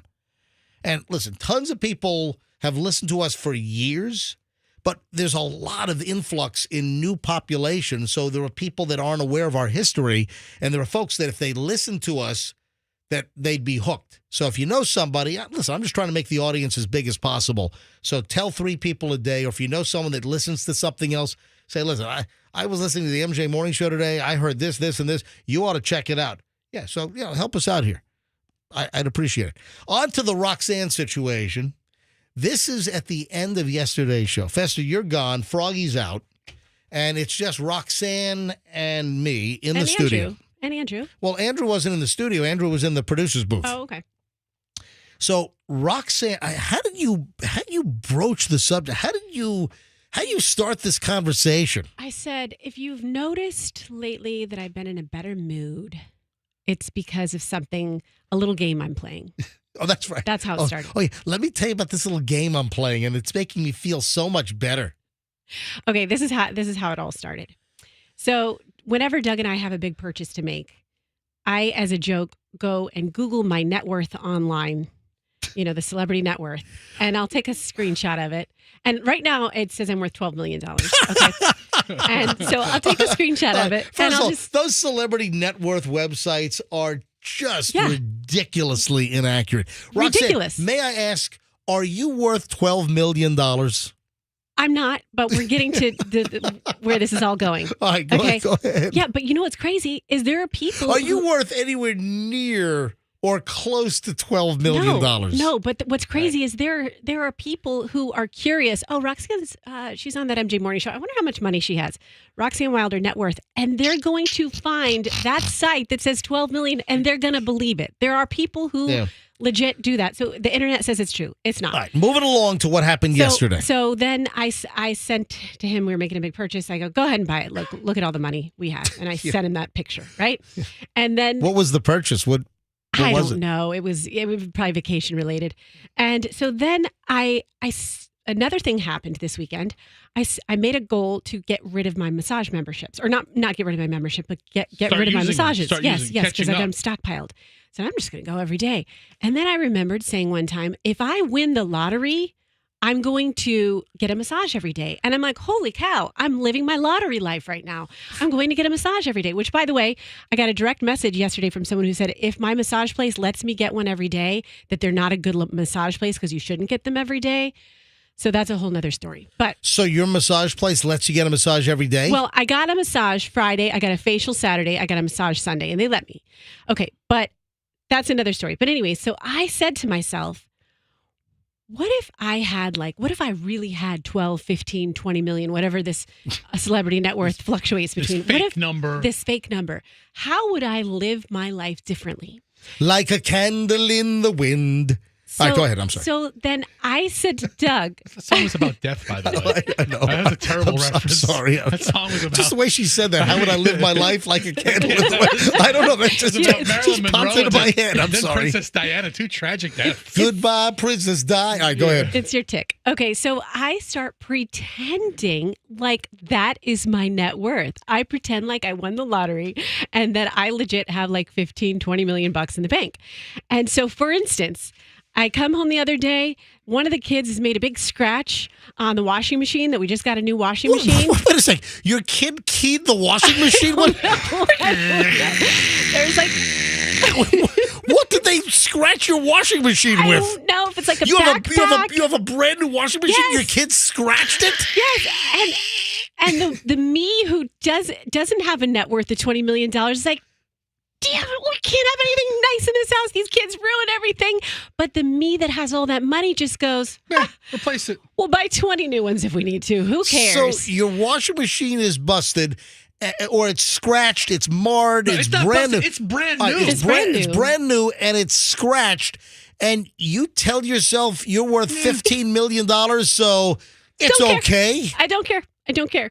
And what this mindset really gets you to realize is that everything is replaceable. Nothing's a big deal. You can just buy a new one if you want to. Just don't think about it. But you don't have $15 million. At what point does that set in and it catches up with you? Listen, you and I aren't married. Doug knows when he signed up to marry me that we live in fantasy world a lot. He can't always live in reality with me. All right. So we just pretend. And it makes you like enjoy the moment. Like the other night at dinner, I'm like, and it makes you realize what you can and can't buy with money. Like my kids were being whiny brats. No. Stop. That's not what you said yesterday. It's exactly what I said. I said my kids were whining at the dinner table. No, that's not what you said yesterday. Yeah. I said my kids were whining. You said you're... Yes. Now you're really going to use bad language on this show? Yes, I am. Yes, I am. How did she describe her children? I am being 100% accurate. Roxanne said her kids were being whiny little a-holes. I said that to you as an inflammatory language because that's how we like to talk to each other. But I'm not going to say that on the program, and I wouldn't really in real life call them that. You told me yesterday your kids were being whiny little a-holes. In real life, evocative language. You said it to MJ privately. That's exactly what real life is. Yes. You called and guess what? Guess what? The money can't fix that. I look at Doug. My kids are whining. I look at him and I go, babe, would you believe all the money we have in the bank? We can't solve this problem right here. And it makes you realize what money can and can't fix. Right. So you put your effort into, all right, kids, let's calm down. Let's learn not to whine so much. We're going to have to put something in place to make this. Like it really gets you to focus on what is important. It gets you to enjoy the moment more. It makes you realize that I have $20 million in the bank. By pretending you're a millionaire? Yes, I have $20 million. You know what? I don't have time. We all have the same amount of time. So it makes you put your time and your effort where it truly needs to be. Let's recap. When you're feeling down and out, just pretend that you're a multi-millionaire. And how far and long does that really take you? It works you because come up with some of the craziest concoctions. It's so much fun. Listen, we even have a fake assistant. Like if there's you have a fake butler? Like if we have stuff we have to do, I'm like, oh, I've got to do this, and I just look at Doug and I said, you know what? It's called Alexa. I said, write that down and have our assistant Jennifer take care of that, please. Oh, you have a name for this fake assistant? Yes. It's fun. It's fun, guys. It makes you realize like. Money doesn't buy everything. It doesn't buy happiness. Enjoy what's most important. I've always said, if I won the lottery, I wouldn't buy new clothes. None of you guys know. I might even still come to work because it's just, it's entertaining. It's so much ups and fun. down challenges. And, Listen, I don't know. The Doug says this is going to wear off when I get my credit card bills in January. Yes, hello. How much did you spend this month? Hello. Rox? Hey, and you know what? Let me just pre-promote something. I already mentioned this, but I do anticipate that I'll be back in 24. I've had very productive talks with management. I think that we're going to come to an agreement. And if I do, and I think it's going to happen, I think that I will have a new contract. I think I'll sign it. I have something massive that I think I'm going to be able to talk about before we go on Christmas vacation, but I'm going to let you in on something. I'm just going to give you the basic details. I've got a kind of bills and credit cards and everything. I got something really, really big that is confirmed. So if the show is back on January 2nd, we're going to launch something really huge. I've got the commitment. It's done. And it is a huge, huge giveaway that will benefit you, the MJ Morning Show listener, all right? I'm really excited about this. So it's a done deal as long as we're back, and I think we are. I think I'm going to sign a new contract. Early January, wait till you hear what's coming on the MJ Morning Show here on Q105. A little bit of a tease. Hey, you mentioned the lottery. I've had this in the pile for a couple of days, and now's a good time to slip this in. Lottery ticket worth $44 million, which was sold in Central Florida, is about to expire. Wow. $44 million. So, listen, I think we're all guilty of buying a lottery ticket and maybe just shoving it in a drawer, maybe leaving it in pants pocket, whatever. I know I've certainly done it over the years. I think, luckily or maybe unluckily, I didn't win. So the point was kind of moot. But this is interesting that the Florida lottery ticket, so this is not Powerball, this is not Mega Millions. This apparently was Florida Lotto. Florida Lotto ticket was drawn on June 14th. The winning numbers, 9, 13, 15, 46, 51, and 52, if that maybe jolts you awake. It was a quick pick. So these weren't numbers that. So when you say numbers, if people play the same numbers and they have birth dates or anniversaries, then people tend to know the numbers. Quick picks, no. But this was a quick pick ticket that was sold at a Sunoco Express gas station on North Orange Blossom Trail in Kissimmee. And you can hear us in Kissimmee. There are folks listening to us right now. I guarantee there are folks might even be driving by the Sunoco gas station and Express on North Orange Blossom Trail in Kissimmee right now. And they sold a ticket worth $44 million, and that thing is set to expire next week. Yep. Man, that sucks. Yeah. Whoever bought that ticket worth $44 million back on June 14th, just last summer, you have until next week. You have until December 11th. That's Monday. It is Monday. You've got until Monday to claim your $44 million prize. And with that kind of number, you got to go to lottery headquarters up in Tallahassee because the prize is more than $250,000. According to the Florida lottery rules. But how about that? Can you imagine? Somebody bought the ticket, it was sold there, and boom, that ticket apparently has vanished into thin air, lost, whatever, stuck in a drawer, shoved in a center console of a car. Who knows? Fell out somewhere. God, $44 million. Can you imagine that? You washed it. You put it in the laundry or something. The life-changing money that would be. $44 million. You take the cash payment, so you cut that in half or so. Then you pay taxes. Still, you'd be walking away with $15 million. Oh, easily. They're just going to have to pretend they want it. $20 million. Just live Roxanne's fantasy life of being $20 million in the bank. Just get 10 washers. The kids somebody, Sunoco Express. Orange Blossom Trail, Kissimmee. Somebody bought the ticket there, and it's about to expire. Wow. How much should you spend on a date? All right. So I've had a friend who went on a first date, and I think you know what? Hold on, Andrew. That's a good point. Hang on a minute, Andrew. That is an excellent, excellent point. Say that on the air. Go ahead. A caller just pointed out being sold in Kissimmee, it very well could have been a tourist. Yeah, Ooh, okay. Kissimmee, close to Lake Buena Vista, close to Disney. You got a bunch of those, budget hotels through there where people don't want to pay some of the expense. But listen, you get good rates at Disney, right? I mean, some of the real great rates for if you have $20 million in the bank. Anyway. You don't get great rates at Disney. No, but they've got some of the lesser. Yeah, it's still an arm and a leg. Anyway, all right. So moving along here, that's a good point though. Could have been a tourist that bought that. Could be somebody from like Schmucksville, Iowa or something. You don't know. All right. So how much should you spend on a date? There's new research out. So I think it's been a while since any of us have dated. Yeah, it's been a minute. How much should you spend? I mean, nothing seems cheap anymore. I mean, even if you go out for dinner, dinner's $100. Yeah. All right. Let me give you some numbers. This is interesting. The average person, so somebody that is dating, the average person that's pretty actively dating has gone on $3,025.12 worth of dates within the past year, according to new research.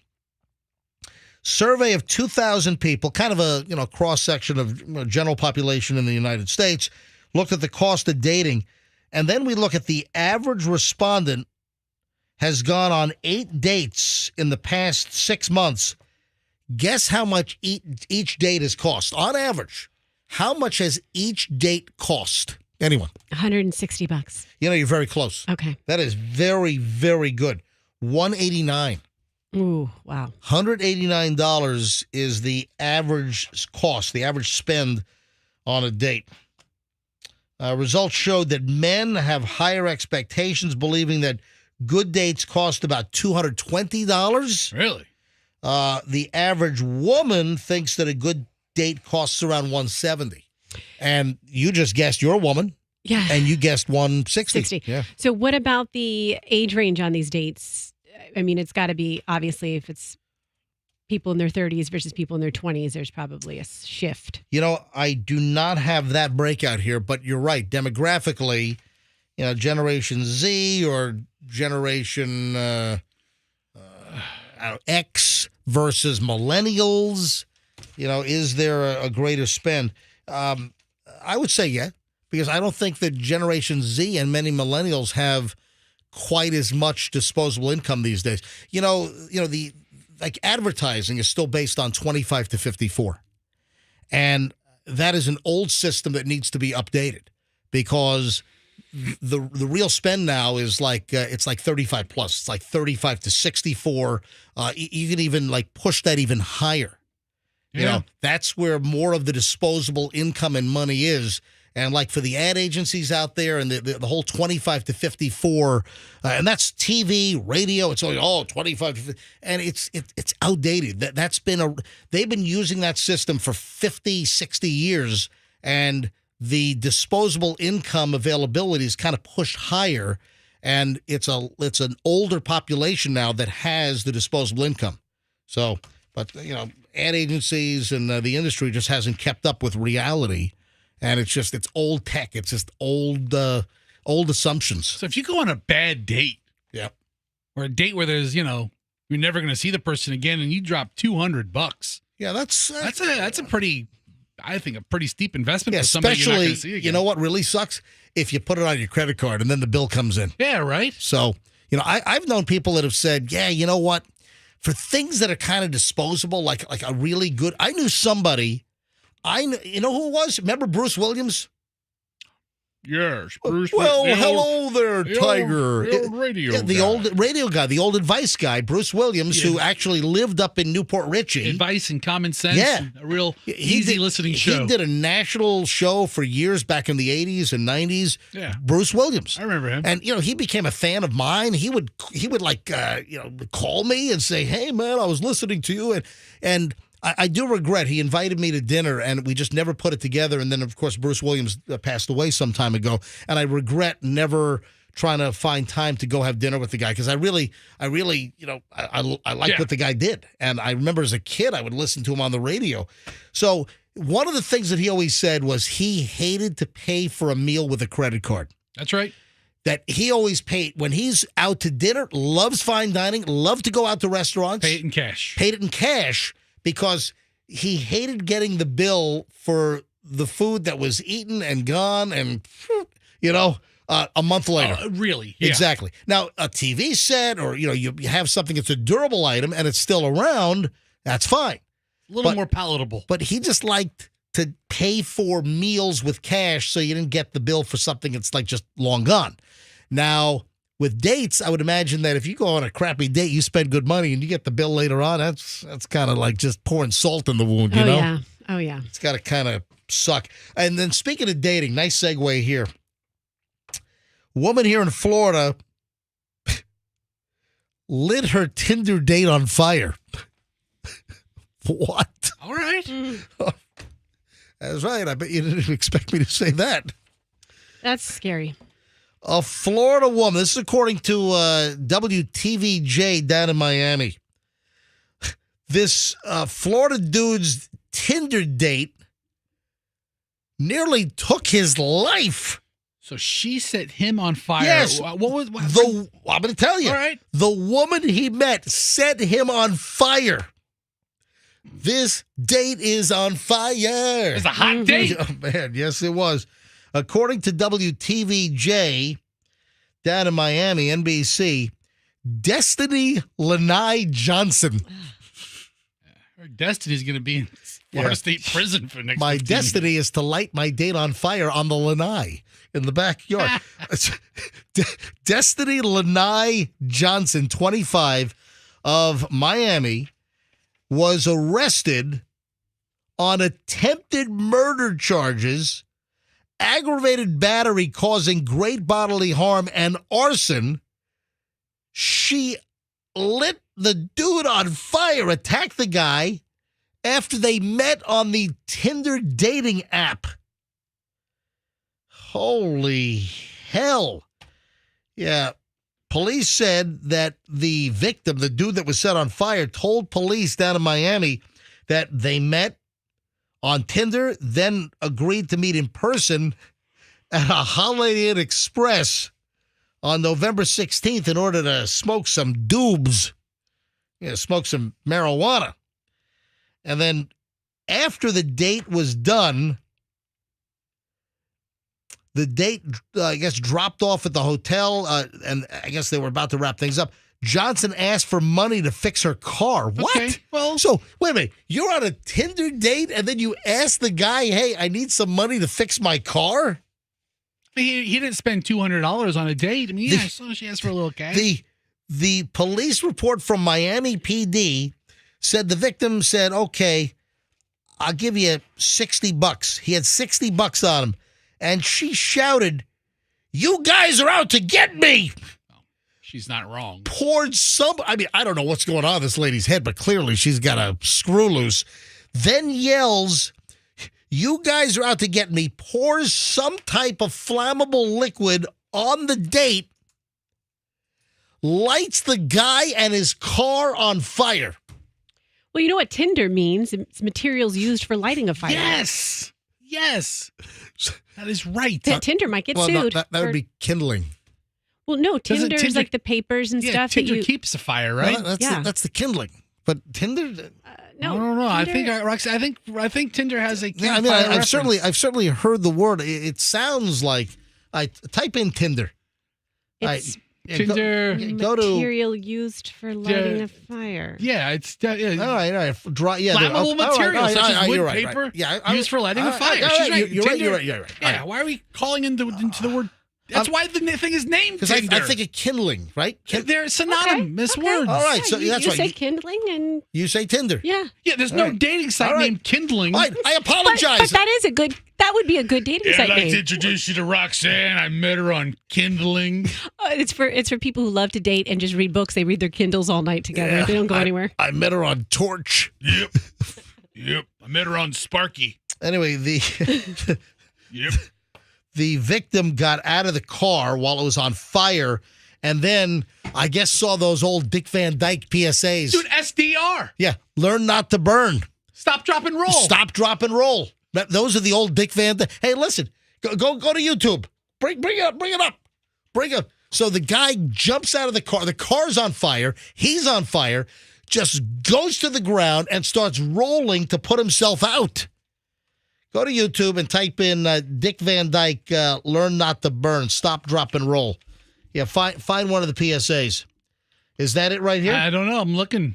Yeah, I think it is. Yeah, roll that. Roll. If you've never heard of NFPA, the National Fire Protection. Oh, what is this? This is not the commercial. No. You need to find the PSA. All right, listen. First of all, just go to YouTube. We're getting there. Just go to YouTube. No. I'm at YouTube. I'm in the search bar. If you've never heard of NFPA, Stop that. In the search box, just type in PSA. PSA. Stop, drop, and roll. Stop, drop, roll. Exactly. Now, here we go. Come on, that's got to be on YouTube. Those things were they were all over the place when I was a kid. Here we go. 1980s. It was a ways down. Learn not to burn. Look at this. All right, here we go. Hey, Jeff Prince. Oh, what is that? We got a commercial? I got 3, all right, hang on. 2, 1. All right, click it. Go. All right, skip. Let's pretend my clothes are on fire. Oh, what do? What? Don't panic, Dick. You know what to do, Dick. Stop, drop, and roll, Dick. Roll. And keep rolling until you roll the fire out. All out. So remember, if your clothes ever catch on fire, stop, drop, and roll, Dick, roll. Learn Not to Burn, National Fire Prevention Association. Yeah. I think that's the most time the word dick has been used in broadcast television. You couldn't find anybody else? If your dick is on fire, stop, drop it, roll. Your junk is burning. Just drop it and roll it out. Sorry, I had to say that. Roll, dick, roll. I apologize. Anyway, I mean, Tinder. Come on, what kind of nuts? Remember, we've talked about this in the last couple of months, that it seems that a lot of the dating apps are actually starting to fall out of favor a little bit. Yeah, I don't think. Yeah. It's hard to find love. Now's the perfect time to launch Kindling. Let's get on it. Chop, chop. And again, a Kindle is also what you read on you read your books on your Kindle. That's true. So it's for book lovers too. Oh. You are 100% right. Hey, there's another incident on Spirit Airlines. Did I see that also the JetBlue Spirit thing might go through? Is it? I saw it a week or so ago. I thought I saw that it might be getting close to getting approved by a judge. So does JetBlue become Loogies, or does Spirit Airlines become JetBlues, or do they remain two different names? What is Loogie? What? Have you ever seen a Spirit Airline flight? It looks like a big booger flying through the sky. Big yellow snot rocket. All right. I just dumped that. Why would you say that? I don't. Oh my God. Hold on. Are we hold on a thing. You think that a Spirit Airlines plane in bright yellow looks like a booger? It looks like a bottle of French's mustard. It's yellow. It's bright yellow. That's not a booger. We're on a radio show where we make jokes. But it's not relevant. It looks like a flying mustard bottle. Am I in a parallel universe? No. We're arguing over if it looks like a booger or a mustard bottle? All right. Is this a highbrow conversation we've evolved into? Hang on. Just type in. Can I hang myself from the rafters in this room? Please. I wish.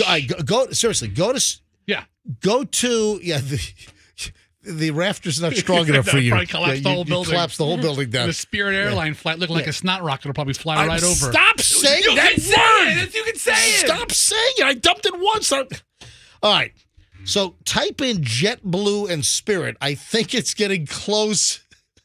Andrew, are you entertained by this, Andrew? Glad somebody is. All right. Jeez. Spirit Airlines stock is falling away. I'm looking at JetBlue seeks court approval for its acquisition of Spirit 18 hours ago from the Times. Yeah. Here we go. That's what I saw right here. Judge leans toward approving JetBlue's $3.8 billion deal for Spirit. There you go, Judge. But I just hope that some of the bad Spirit behavior and some of I just hope some of the Spirit dominant behavior doesn't seep onto JetBlue is what I'm saying.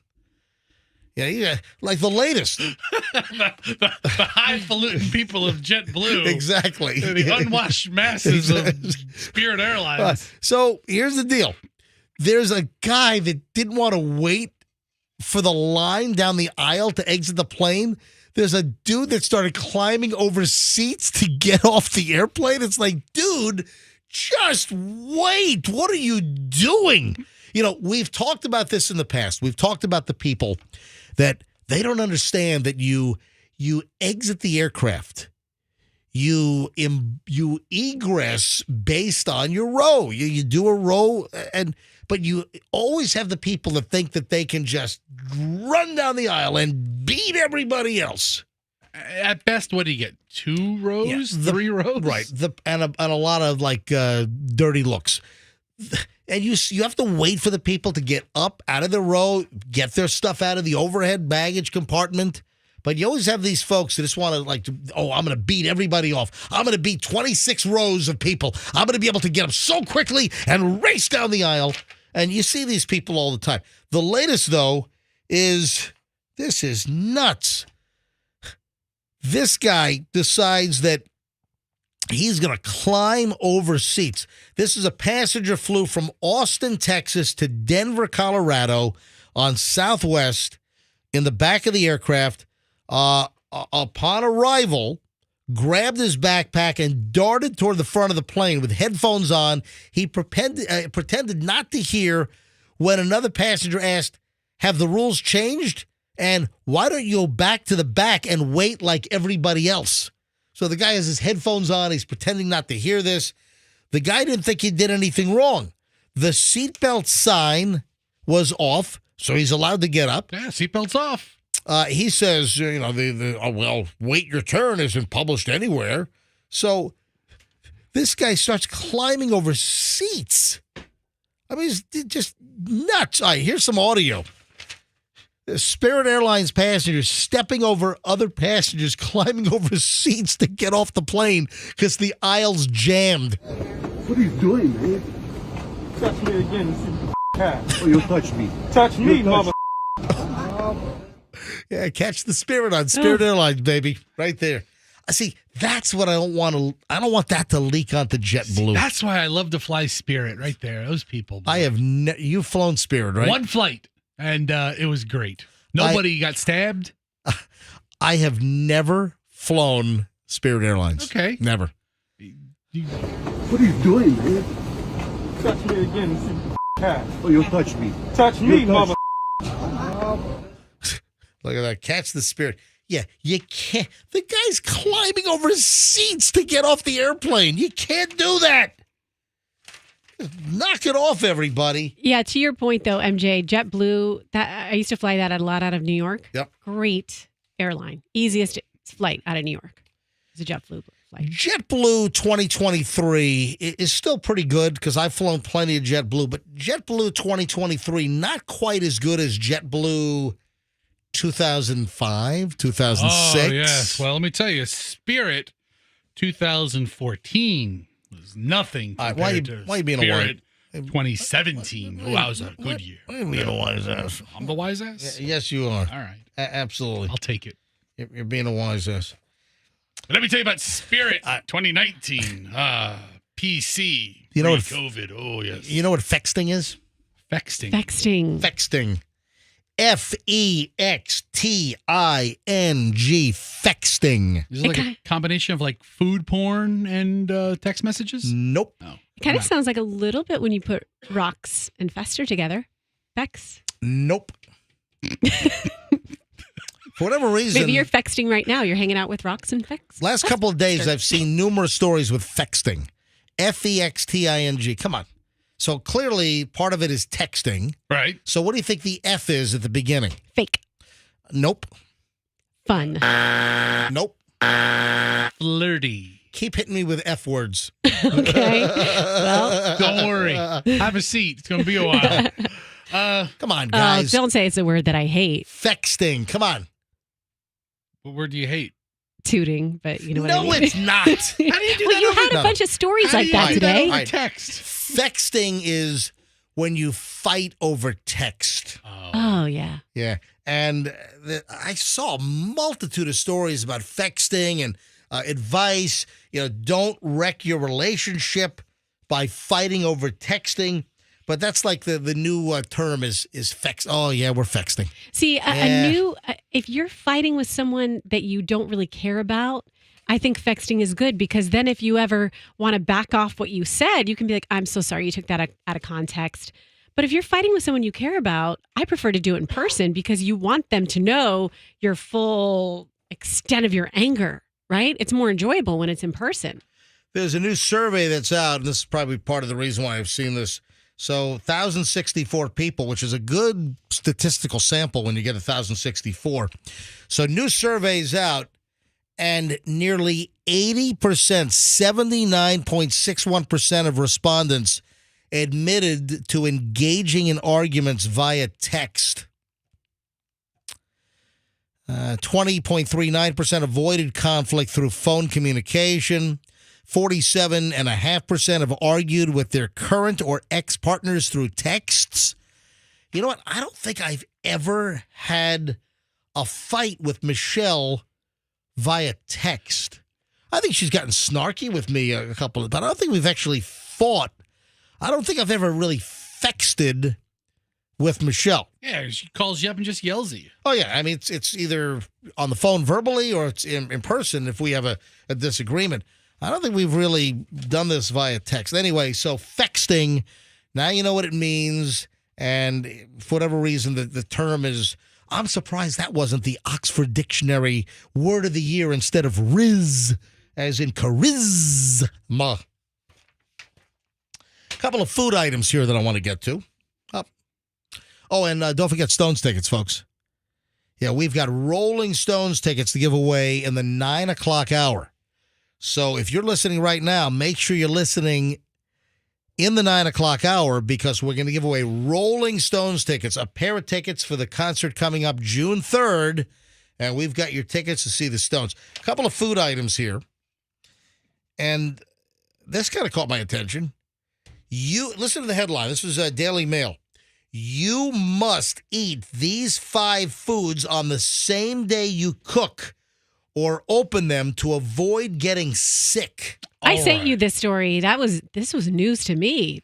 Maybe 1 or 2 items I knew that you shouldn't do that. I knew some of these, and Michelle, my wife, has been adamant about one of these items for years. All right? So here it is. Food safety professionals, we're talking about experts, are saying that these foods are prone to E. coli, salmonella, listeria, other bacteria.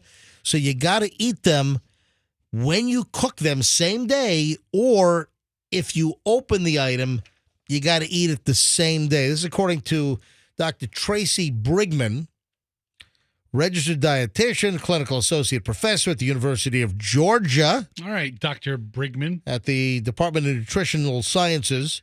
Most leftovers will safely last 3 to 4 days if they're refrigerated within 2 hours and packed in an airtight container, blah, blah, blah. You know, there are like millions of cases of foodborne illnesses. Yeah, something like 48 million Americans get some type of foodborne illness, and it can range from just an upset tummy to, like being hospitalized and, maybe even croaking. But, I mean, there are some very serious cases here. Okay.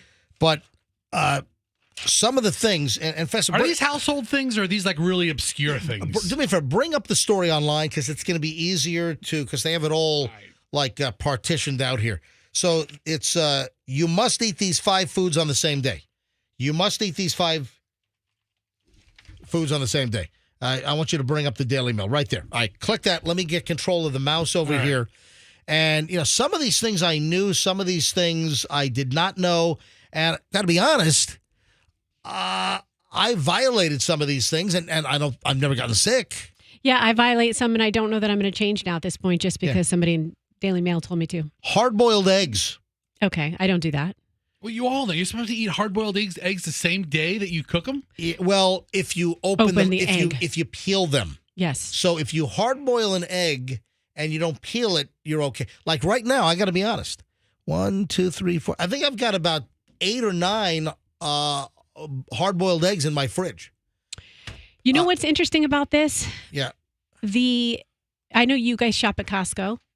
No, you're a Sam's Club guy. I'm Club Sam's. Okay. Yeah, that's my so gang. You go to Costco, MJ. I go to Costco. You know what we used to buy all the time from Costco is the organic eggs that are already peeled, hard-boiled in the packets. What kind of lazy son is really? They're great to throw in a lunchbox. Listen, I'm telling you, well, it's great if you get your own eggs and you hard-boil your own eggs. And it's already done. And guess what? It's bulk. It's a bulk buy. It's great if you have a cow and you churn your own butter. Yes. You buy hard-boiled eggs, big deal. Okay, Dwight. All right, let me tell you. I didn't Uber eat the hard-boiled eggs to my house. Let me tell you right now. He hates them. I was up in New Hampshire recently. I was up with Michelle up at Chloe's college. We just before Thanksgiving, we went up and we helped pack up the bulk of Chloe's dorm room because she's done in a couple of weeks. Actually, less now. Chloe's done in 10 days. Done with college, graduate. So we went up there and we stayed at a motel up. It's called the Garrison. So we stayed there a lot. Garrison. It's called the Garrison, and it's in what is that? Dover. Okay. It's Dover, New Hampshire. And they have a whole breakfast thing set up. They have they had a pancake machine. Have you ever seen the pancake machines? Dude, Holiday Inn Express has had that technology since No. 2011. No, it's like a claw machine. I mean, it's got a glass window. You push the button and it spits out the stuff. Then it has a conveyor and it cooks it and it dumps it out. Dude, is that what you're talking about? Yes. Oh, And I it didn't know cooks that. both sides at All the right. same time. Yeah. It spits out perfectly. Yeah, I didn't know that. Are you kidding me? A hotel breakfast technology and I are hand in hand. I took a video of that and I never posted it. Maybe I should post it now. No, it's been out for a decade all right, plus. All right. So they had, Why don't you put a picture of the omelet station? They had cereals. No, they didn't have this. This is like all self-serve.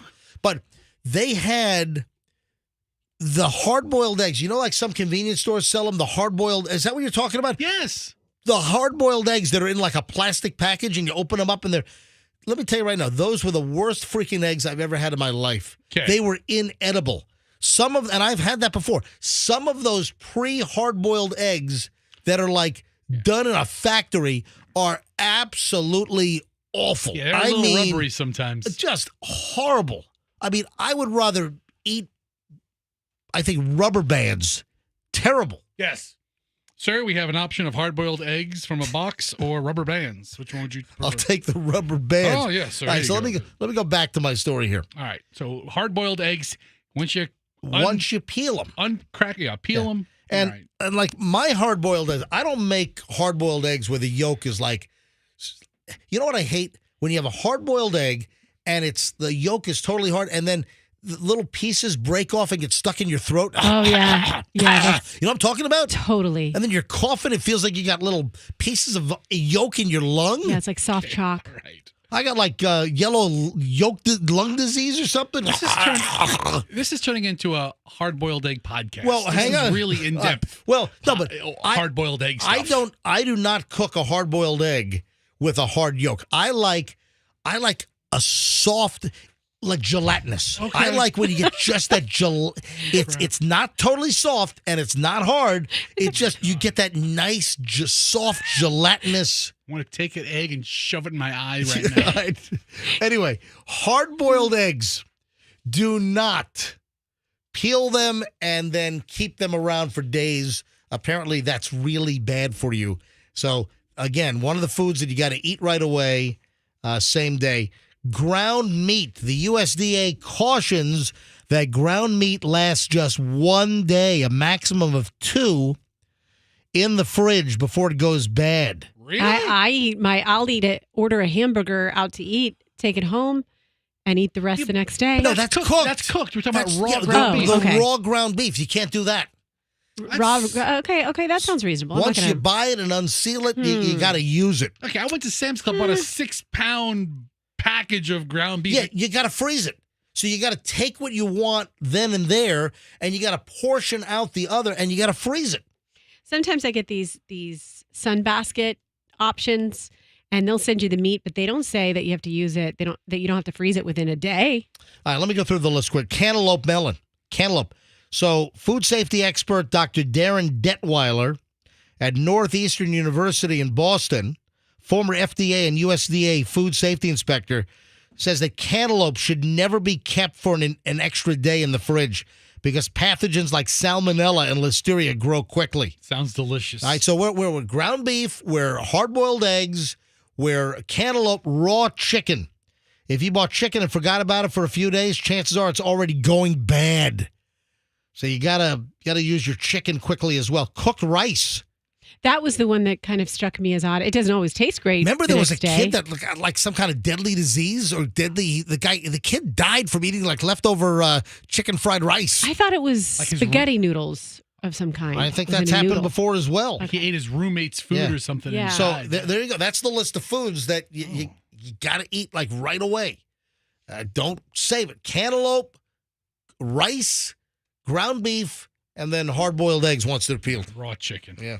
And did I say chicken? Yeah, raw chicken was on the list. There you go. All right. So there you go. Oh, and you know what else I have? We'll get to this when we get back. There are certain potluck dishes that show up like at Christmas parties at work. Oh, yeah. That will kill you. All right. Well, all right, let me rephrase that.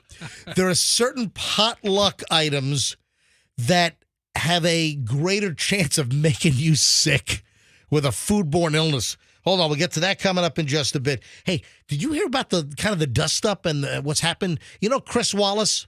The news guy? Yeah, Chris Wallace, exactly. Chris Wallace, and he interviewed Adam Driver. Oh, I saw this. Yeah, that was weird. This is a weird story. Adam Driver, the actor, and what did Chris Wallace ask Adam Driver that has a lot of people all infuriated? All right, then I got some Sopranos news with Christopher. Got some of that news coming up. Jamie Foxx. I got to get to the audio. This is weird. Jamie Foxx kind of addressing his illness that almost killed him, but not really. You got to hear this audio. We got a lot of stuff coming up, plus Rolling Stones tickets are all on the way on the MJ Morning Show here on Q105. So we'll give away Rolling Stones tickets in a matter of minutes. Hey, if you'd like the MJ...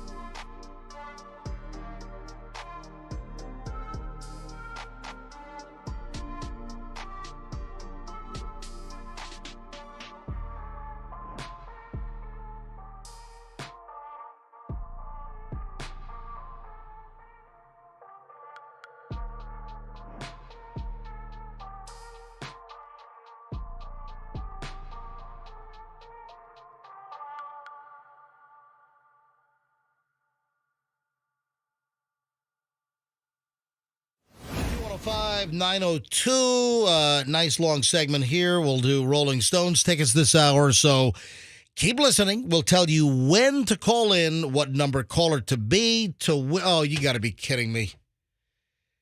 Taylor Swift has been named the Time Magazine Person of the Year. Oh, jeez. Did this just break? I guess so. Oh my God. That's what time was this revealed? You got to be kidding me. Taylor Swift, Time Magazine Person of the Year. My God, like she needs her head inflated anymore? Okay. I mean, who would beat her? Nobody. Oh, kid! Nobody. Kid, Professor, stop feeding. Who would stop beat her? feeding the beast even more. Yeah, feed the beast. That's what I'm doing from my hot seat here in Tampa.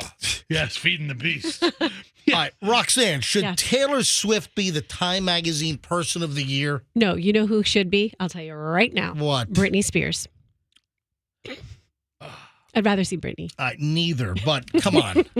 No, I mean, I just like, to me, Taylor Swift is like white noise. It's like she's always in the news. It's always just buzzing out there. So this is not shocking to me. That's how you become Person of the Year. Yeah. Person of the I mean, Taylor Swift does nothing for me.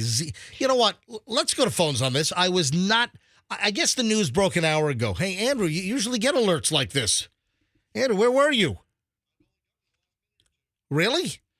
All right. So it looks like I just saw it. I just saw it up on TV. Hold on. I'm sorry. Hold on. Wait. What? According to Deadline, yes, which I consider a moderately reliable source. Yes. Mm-hmm. Taylor Swift, Barbie, and Hollywood Strikers are among the 9 contenders for the 2023 Person of the Year. The magazine announced today. So it's not that she's won. I'm not prepared to say that she's won. Dude, but this story is 2 days old. You're reading a story from 2 days ago. Oh. Those were the contenders. Oh. No. Well, then never mind. Taylor Swift has been named the Person of the Year. Yeah, why don't you get... Today's the 6th. You're reading a story from the 4th. Well, then I'll read one from 12 minutes ago. Yeah, well... We have breaking news. Yes, why don't you try it again? Taylor Swift has, in fact, been named. Yeah. Time Magazine's Thank you. You're welcome. That's what I was trying to say here. You know what? Let's go to phones on this. Should Taylor Swift be the Time? First of all, the Time Magazine Person of the Year this just solidifies the fact that it's just not quite the same anymore. Okay, last year it was Zelensky for 2022. Yeah, let's go from Volodymyr Zelensky, the president of embattled Ukraine. Let's go from him to Taylor Swift. All right, let's go to phones on this. The question is simple. Should Taylor Swift be the Time Magazine Person of the Year? Come on. Her audience range is what? Her fan base is what? 8 to 22 or something? I mean, really? It's bigger than Zelensky's. Come on. All right, let's go to phones. Should Taylor Swift, hey, put me in my place. If I'm wrong, put me in my place. Say, MJ, you're a crock. You're full of crap. You're out of touch. Go on, let me have it. Do you think that Taylor Swift should be the Person of the Year? I say no. Absolutely not. I mean, has she built up an empire? Does she have a whole big, billion-dollar music thing going on? Does she have this whole publicity stunt going on with Travis Kelce from the Kansas City Chiefs? Yeah. But I'm sorry. I just don't think that Taylor Swift should be the Person of the Year for Time Magazine. Am I wrong or am I right? Let's go. Fire up the phones. 800-990-1047. 800-990-1047. Let's grab your calls right now. Am I right or am I wrong? 800-990-1047. Andrew is screening calls right now. I'm no Swiftie, but I can admire her business acumen, her prolific writing of songs nature. Prolific writing of songs? I mean, she's putting stuff out all the time. She has a bazillion hit songs. It's disposable music that's not going to be classic. But it's prolific. Prolific means a lot. It's a big body of songs. You didn't let me finish my point. Yeah. But Doug and I were having this, not debate, because we were on the same side. Who was a bigger star in her prime time? Who was a bigger deal, Britney or Taylor? I'm gonna go Britney all day. Britney ruled. Okay. And she was so much more exciting. All right, so hold on. I'm looking down the last, I don't know, decade or so of Time People of the Years. By the way, every line is jammed. I'm going to your calls in just a second. This sucks. Zelensky was last year, then Elon, then President Biden and Vice President Harris, then that Greta Thunberg. Oh, that Greta.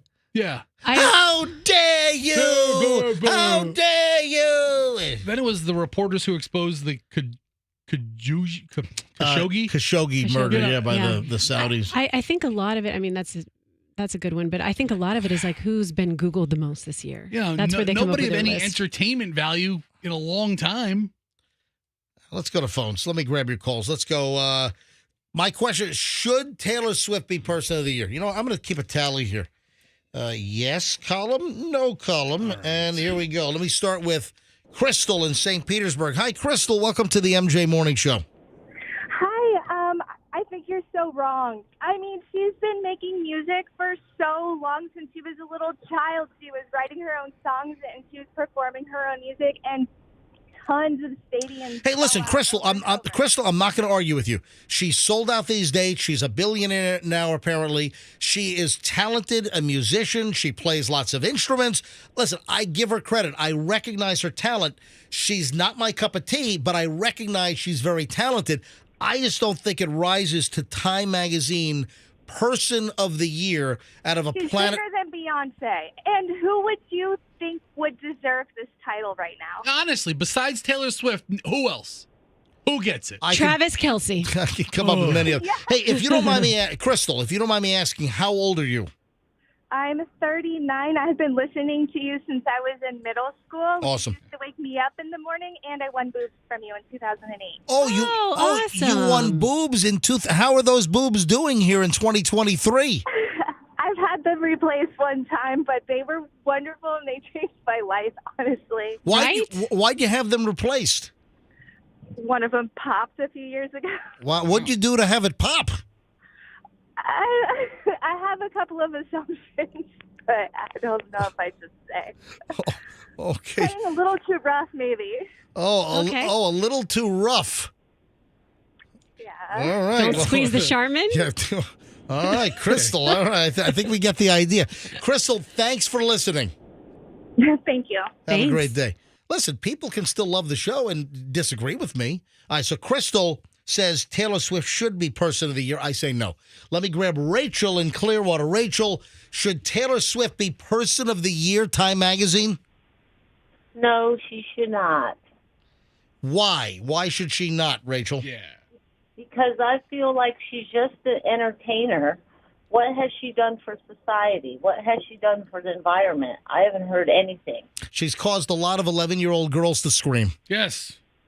And yes. You would have much rather supported whom? She's caused a lot of daddies to buy the daughters $800 tickets. Yes, that's true.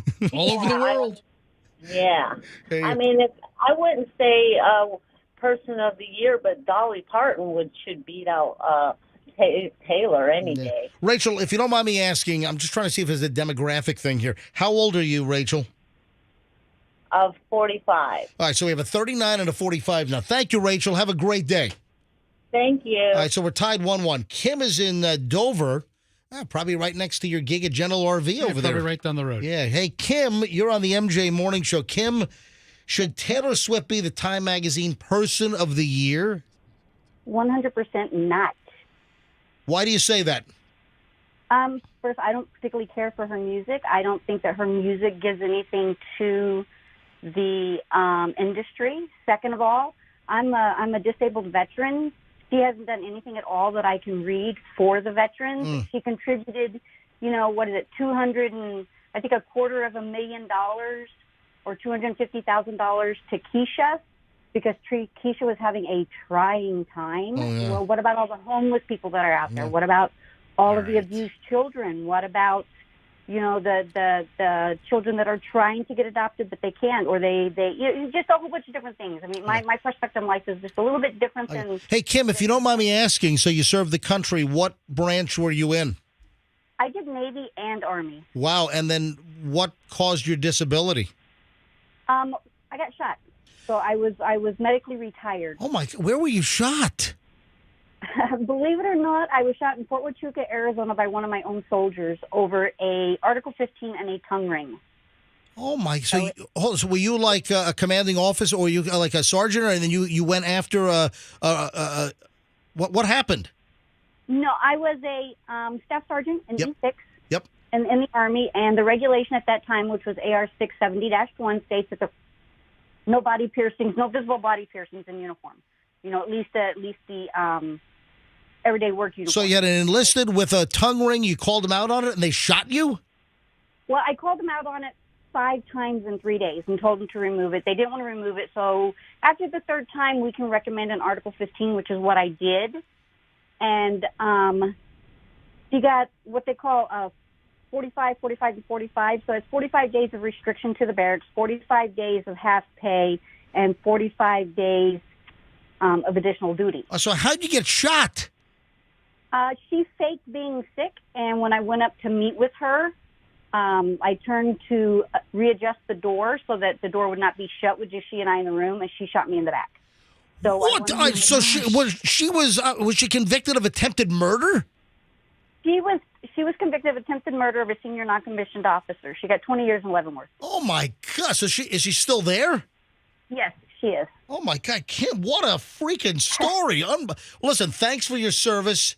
Now, what is your disability? Are you mobile? Oh yeah, I'm 100% mobile. So what it did was, where she shot me at, it damaged my pancreas, and my pancreas now is non-functioning. So I'm a type 1 diabetic. Oh my God, that's insane. Kim, how old are you? I am 57.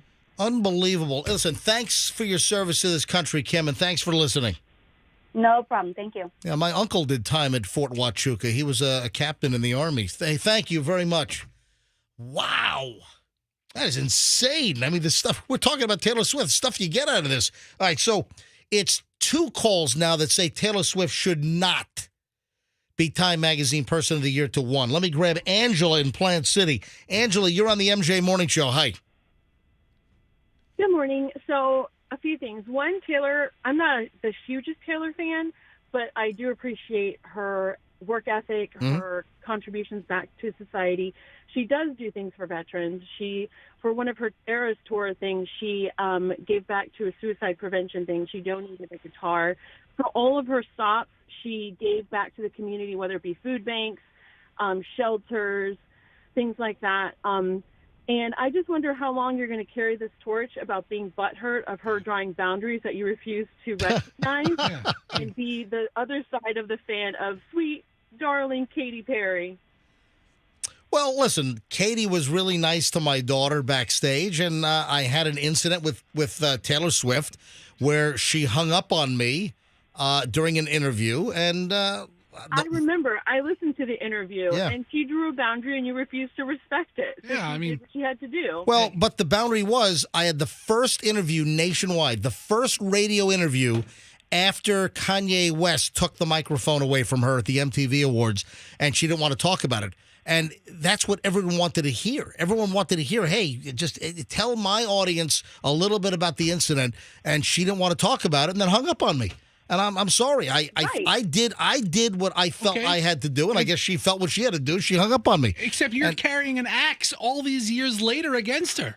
Listen, all these years, just, over a decade plus. Oh, jeez, Fast. Why don't you guys start a club against me? It just burns my butt because I'm like, really, MJ? You're so smart. You're such a good person. But every time, I'm just thinking about your daughter, Chloe, and my daughter, who's now 17. And if somebody were to come at them the way I felt that you came at, and I heard the interview live. I've been a fan for a long time. And again, I'm not the biggest Taylor fan. I've been to her concerts. I even went to Mexico City to see her concert because I thought it'd be really neat. But well, that's quite a fan to go to Mexico City to go see Taylor Swift. Well, I love Mexico City anyway, and she was there. Listen, bottom line, Angela, I'm open to the debate. I love the fact that you called. I have no problem with you calling me out. I have no problem with you challenging me. I have no problem, you calling me butthurt. I had a bad experience, and and listen, it's fair game. You can call me out all day long. I have no problem with it. Okay. And that's why I continue to listen, because you're willing to acknowledge things that some other radio people may not be able to, and you hear us out. So thank you. But yeah, I whether or not she deserves it, who knows? But honestly, at the end of the day, none of that stuff really matters. Well, I need a vote. Yes or no? Should she be Time at this time? Should she be Time Magazine Person of the Year? Yes or no? You know what? I'm going to say yes because she's as deserving as anybody else. Yeah. Yep. All right. Thank you, Angela. You're welcome. Bye. Look at that. She's a big fan of the show. Big fan. Even if she disagrees with me, or if she's angry at me from 2011 when I spoke to Taylor Swift. All right. Dave is in Largo. Dave, you're on the MJ Morning Show. Dave, should Taylor Swift be the Person of the Year for Time Magazine? Oh, absolutely not, MJ. Absolutely not. But I'll tell you why she was, though. You got to think along the Godfather lines. Yeah. It's not personal. It's business. Thank you, buddy. Paula's in Tampa. Paula, should Taylor Swift be Person of the Year? Absolutely not. I am the number one person that loves music, and I love listening to your show in the morning. I never listen to a podcast or a radio station that talks. But I think Donald Trump should be the number one Person of the Year. All right. Well, he was in 2016. Yeah, he's already got it. He's had his shot. All right. So he's won it already. I got a not for you on Taylor Swift. Hey, Paula, thanks for the call. All right, two more quickly, and then I got to move on. Christine and Dunedin. Christine, should Taylor Swift be Person of the Year? No, it's all about making money for Time Magazine. The people that normally don't buy the magazine will go out and buy it. Yes. It's all about money. I don't know. Do they Sales were even through the roof last hold year on, in hold on. Ukraine. Hold on. I agree. Do they even publish a magazine anymore? I don't know. But you know what, Christine, you've got a very good point, because by making Taylor Swift Person of the Year, these magazines and a lot of these old school news sites, they're starting to fade away and become less relevant. And by making Taylor Swift the Person of the Year, have they endeared themselves to a whole new generation of 8-year-olds? All right. Yeah. Okay, Christine. Absolutely. All right. Thank you, Christine. Yes. All right. One more, and then I got to take a break, and I got to give away the Rolling Stones tickets. And look, I wasn't planning on doing this. I had a whole different segment planned. You ought to look at my pile of stuff I wanted to do here. But I just saw that Taylor Swift had Person of the Year. So, we just, turned on a dime, which is what we're able to do here on the MJ Morning Show.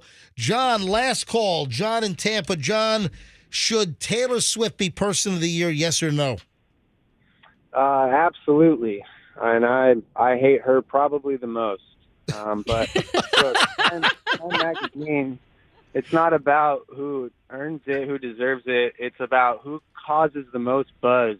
Right. So we all know that she's been on every channel, every news station for the last whatever. So, and if you go back and actually look at the Time Magazine, they don't choose the best person. Oh, listen, Adolf Hitler was Time Magazine Person of the Year. Yeah. That was all for sales, though. They were like, you know what? You can go back to what, 1939 or something, maybe? 38 was Hitler. Yeah, 39 was Stalin. Okay, 1938 was Hitler. 39 was Joseph Stalin. Hey, buddy, thanks for the call. I love your call. I hate her more than anybody, but she should be. Thank you, buddy. Great call. You're welcome. All right. The tally is, though, 5 calls said no, Taylor Swift should not be Time Magazine Person of the Year, and 3 calls said yes. Okay. So there you have it. So the no's do actually have it. 9:21 at the MJ Morning Show. And I mentioned potluck dinners, the office Christmas get together, or, you have potluck and people bring. Hey, I've got the list of potluck items that people bring from home that you eat at the office that could kill you. Ugh. All right. Hang on. We'll get to that next. We got a lot of stuff that I got to get to. The whole Chris Wallace, Adam Driver thing I didn't get to. A lot on the way here on the MJ Morning Show on Q105. Stand by, please.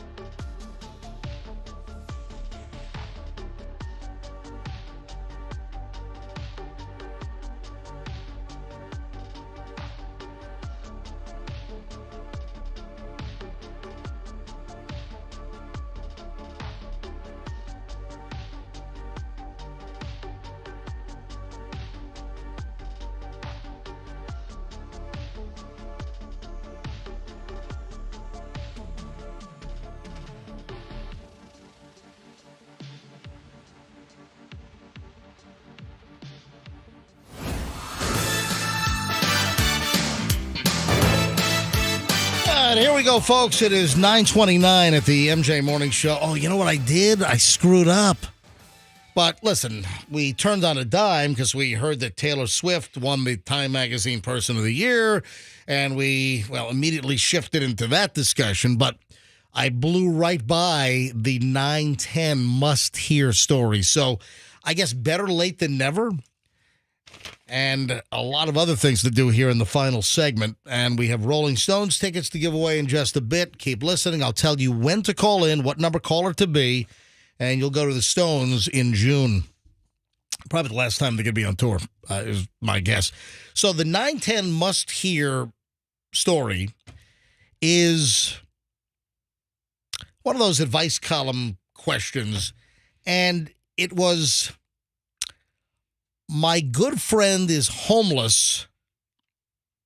Oh, okay. What are you laughing at? All right, what's the question? My good You friend think is that's homeless. funny? What's the matter with Well, you? I'm trying to think where you're going. My good friend is homeless, and what? what? Do you kick the Salvation Army kettle over too? Will you knock one of the legs out? What do you push the person ringing the bell? I want to hear what the question is. All right. My good friend is homeless, and what? Am I wrong to not let them stay in our spare guest room? Oh man. What do you do? What do you do? What do you do? What do you do?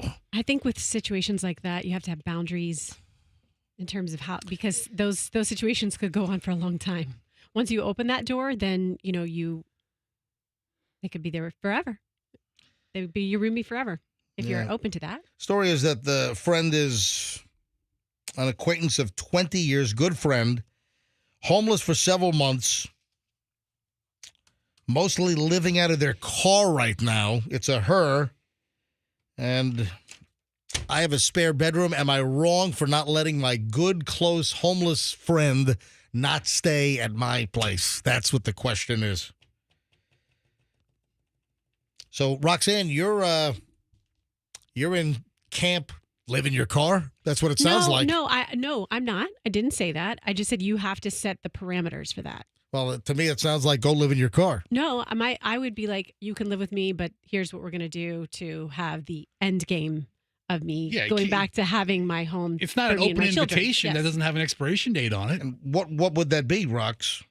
Well, we'd have to talk and figure out, what was not in a heartless way, but like what's causing the homelessness. My guess is maybe lost a job, whatever it is. And okay, what's the path to getting back to that? I mean, there's a whole world of situations around the homeless epidemic in the first place. Yeah, that's a great point. I mean, are there mental issues there? Are there drug issues here? Right. You know, how did she end up in a situation in the first place? You know, what's the path to get her back? Oh, there's a little more to the story. Okay, we need it. She's homeless because she was cooking meth and blew up her previous apartment. Okay. You know what? Well, I mean, All right. No, I made that up. I totally made that up. if that were the case, though, I'm kidding. I mean, sometimes you have to let people live the life they chose. Like a candle in the wind? It's still not a good reference. All right, moving on. I just thought it was a good thing to kind of ponder and think about what would you do in that scenario. What would you do if Roxanne were homeless? Yeah, what would you do, MJ, what would you do? You have a spare room? Well, the kids are both gone. I got a number of spare rooms right now. Take Roxanne and the whole family. We got a bunch of spare rooms because the kids aren't home. You should open up a shelter. I would send you to a hostel in Croatia. And rusty tools would be used.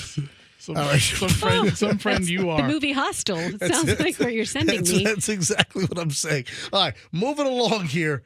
The potluck dinners at work. If these items are there at your potluck dinner at work, or potluck lunch, whatever you want to call it, holiday get-together, you got all these folks bringing in these aluminum foil bins with saran wrap on top. Probably sat in the car for hours. You know? I love food, but I hate eating stuff from other employees or coworkers. Yeah, I'm not a thing. fan of that. For me, listen, it might be a filthy, dirty restaurant kitchen, but to me, just psychologically, you just think that it's better, even if it's not. Even if you got roaches crawling across your food, you just think that a restaurant is just a better environment than somebody's homemade food, which is totally wrong, I'm sure. Totally off. Not, granted, restaurants have to meet, food safety criteria, inspections, health department stuff. I got it. But there are absolutely restaurant kitchens that are filthy and the employees are horrid. And I don't think it's most. I think it's some. And there are probably many cases where the employee making the food in their own kitchen is probably better, but listen, or safer. But Janet from accounting bringing in a casserole. I'm like, okay, no, thank you, Janet. Yeah. It's not like you're invited to a home-cooked meal. It's not like you invite somebody into your house and there's a meal prepared. That's different. Got a little itch problem and then kneading the dough, Yeah. I don't know. All right. What's this crunchy stuff on top? Here we go. So the cardinal rule, and this is important, the temperature danger zone. Oh, that's why it's going to kill you. So what? No, it's a combination of things. Okay. I'm going to give you actual foods. Okay. But what happens is the temperature danger zone exacerbates the problem with some of these foods. So do you know what the temperature danger zone is? It's from what to what, meaning foods need to be stored under this temperature or above this temperature. Isn't it like something crazy like 35 and 135? You're very close. Wow. It's 40 to 140. Okay. So you're very close. So Okay. yeah. So refrigerated foods, it's got to be below 40. And then for hot foods, it's got to be above 140. And what's the window where food can be left out? It depends on the length of time. Depends on the food. Sometimes it's just a couple of hours. Sometimes it's less. Anyway, here's the deal. Mayonnaise-based salads like egg salad. How about some egg salad? A good coleslaw. Yeah. Macaroni, potato, same thing. Yeah, Cool. right. Yeah, those can pose a serious foodborne illness risk, but not because of the mayo. When people get sick from mayonnaise-based salad, it's instantly determined that the mayonnaise is the culprit, when the culprit is actually the protein or the hydrated or cooked carbohydrate. That could be the real problem there. Seafood, more hidden pitfalls. Who brings fish to a potluck at the office? I know. Just to stink up the joint. Yes. I brought some tilapia. Got cold in the car on the way here. I'm going to warm it in the micro. Let it waft through the building. For a couple Here's seconds. some nice microwave buttered up planks of tilapia from Sam's Club. Ooh, look at this. Got them right out of a bag. Jerry brought fish. I put them out on the counter. They defrosted for 3 days. Okay. Tilapia. So don't eat fish at company gatherings. All right. So good advice. But one of the other things is one of the other items that can kill you is someone that's allergic to nuts. And if you don't think there's nuts in a dish and suddenly your face swells up like Will Smith, boom. So just be careful. Just foodborne illness, allergies. Oh, all baked potatoes. I know that. Listen, when I think of a potluck lunch, I think of tons of baked potatoes wrapped in aluminum foil. Piping hot baked. Just help yourself. Let me tell you right now that when you have baked potatoes that are stored in the aluminum foil for a long time, you think that, it's safely in a food cocoon. No. That is a low oxygen environment and allows the bacteria to thrive. It's a breeding ground. It is like the gremlins, just all multiplying. That's what it's like. So there you go. A couple of things. Jamie Foxx. Did you hear the audio from Jamie Foxx? No. But the mystery persists. What the hell did Jamie Foxx have that almost killed him? I mean, what was it? Listen to this. Jamie Foxx did an interview, and I guess he was. It's not an interview. Let me clarify. He won an award. He won what is it? The Critics' Choice Award. I don't even know who does that or where. But this was a little award ceremony, and he was just speaking about he's had a rough time recently. So he's, I guess, accepting this award, and Jamie Foxx talks about his near-death experience. But what we still don't know is what the hell did he have? Now, Roxanne, you had some inside information, allegedly. What did your sources claim that Jamie Foxx had? Okay. Months ago. Yes. When we first couldn't really find him anywhere, when he wasn't coming out of the hospital, talking to anyone, etc. Yep. Two separate people who I know who know him. One of them knows his family very well. Yep. And then the other knows him personally through business. And they both said that he'd had a stroke. I think that's very plausible. Why can't he just come out and say it? Hey, I had a stroke. I was in recovery. You know what? He's 55 years old. Maybe he doesn't want to come across like he's some decrepit old guy. Maybe he thought that it would affect his roles, going forward. Maybe insurance issues. Because, when you hire an actor and, or you're making a movie, you're making a big budget movie, you've got completion guarantees and insurance companies that guarantee a movie's completion. If something goes wrong, you take out an insurance policy. So maybe, he was afraid of his career being hurt. Anyway, here's the audio. This is Jamie Foxx. This is People's Choice Award, Critics' Choice Awards on Monday night. And here's what he said. I want to thank everybody. I've been through something. I've been through some things. It's crazy. I couldn't do that 6 months ago. I couldn't actually walk to... I mean, do you hear that? 6 months ago, he said he couldn't actually walk. Yeah, that would lend itself to maybe a stroke, Roxanne. I think your information is good. I think it is. Kind of feel bad putting it out there since he's obviously trying to keep it a secret. Yeah. But it just started to come to me when that happened, when everyone was speculating. Yeah. So it says 6 months ago he couldn't walk. Now he's getting a round of applause. Can't walk. All right.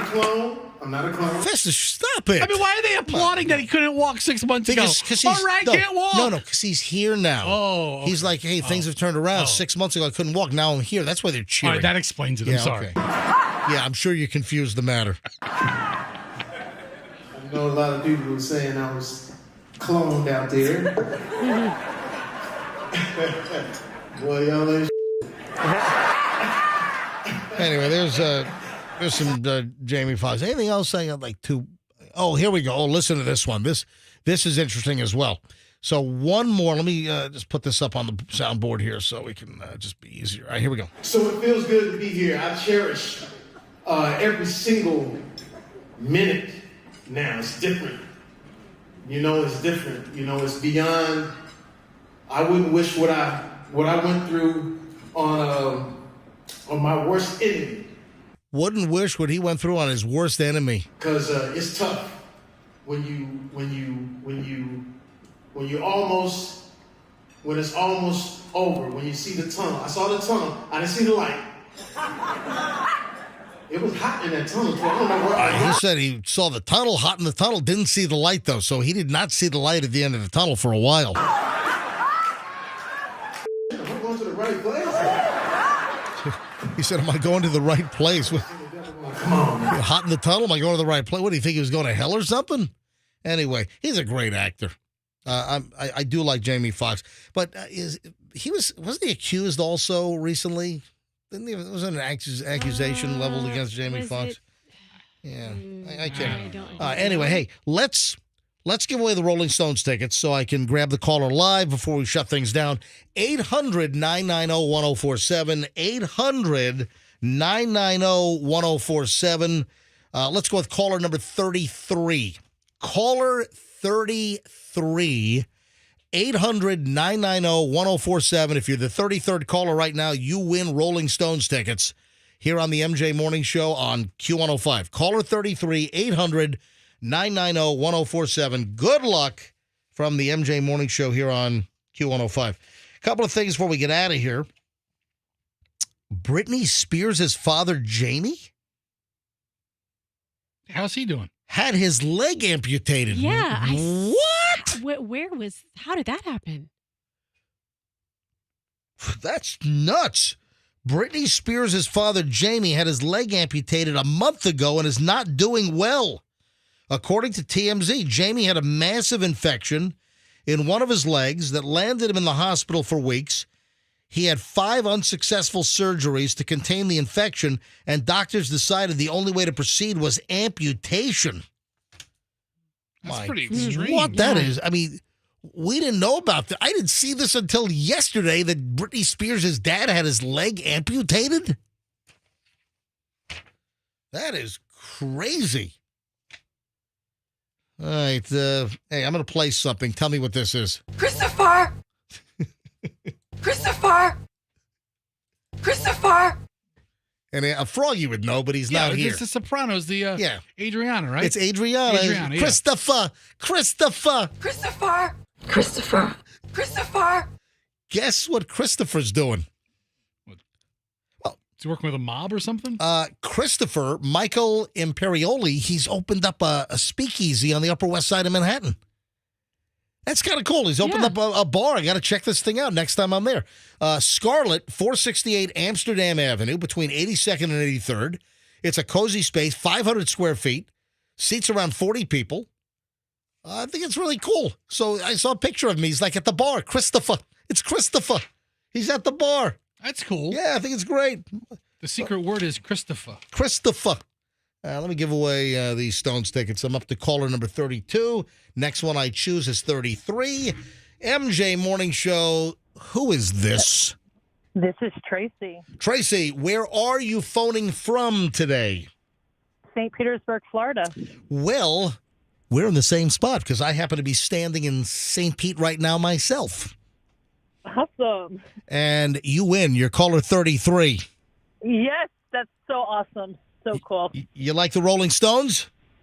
I didn't grow up with them, but my parents did, and I wanted to get them a little, something for Christmas, and I think I'm going to let them have them. That is awesome. That is fantastic. So it's going to be June 3rd at Camping World Stadium. It's in Orlando. That's where they're coming. But Tracy, you've got 2 Stones tickets for your parents. Merry Christmas. Thank you so much, guys. All right. Thanks for listening. Hopefully you listen every day. We do. Thank you. All right. Awesome. Tracy, hold on. Andrew's going to pick up the line. She's on for Andrew, and give her all the information.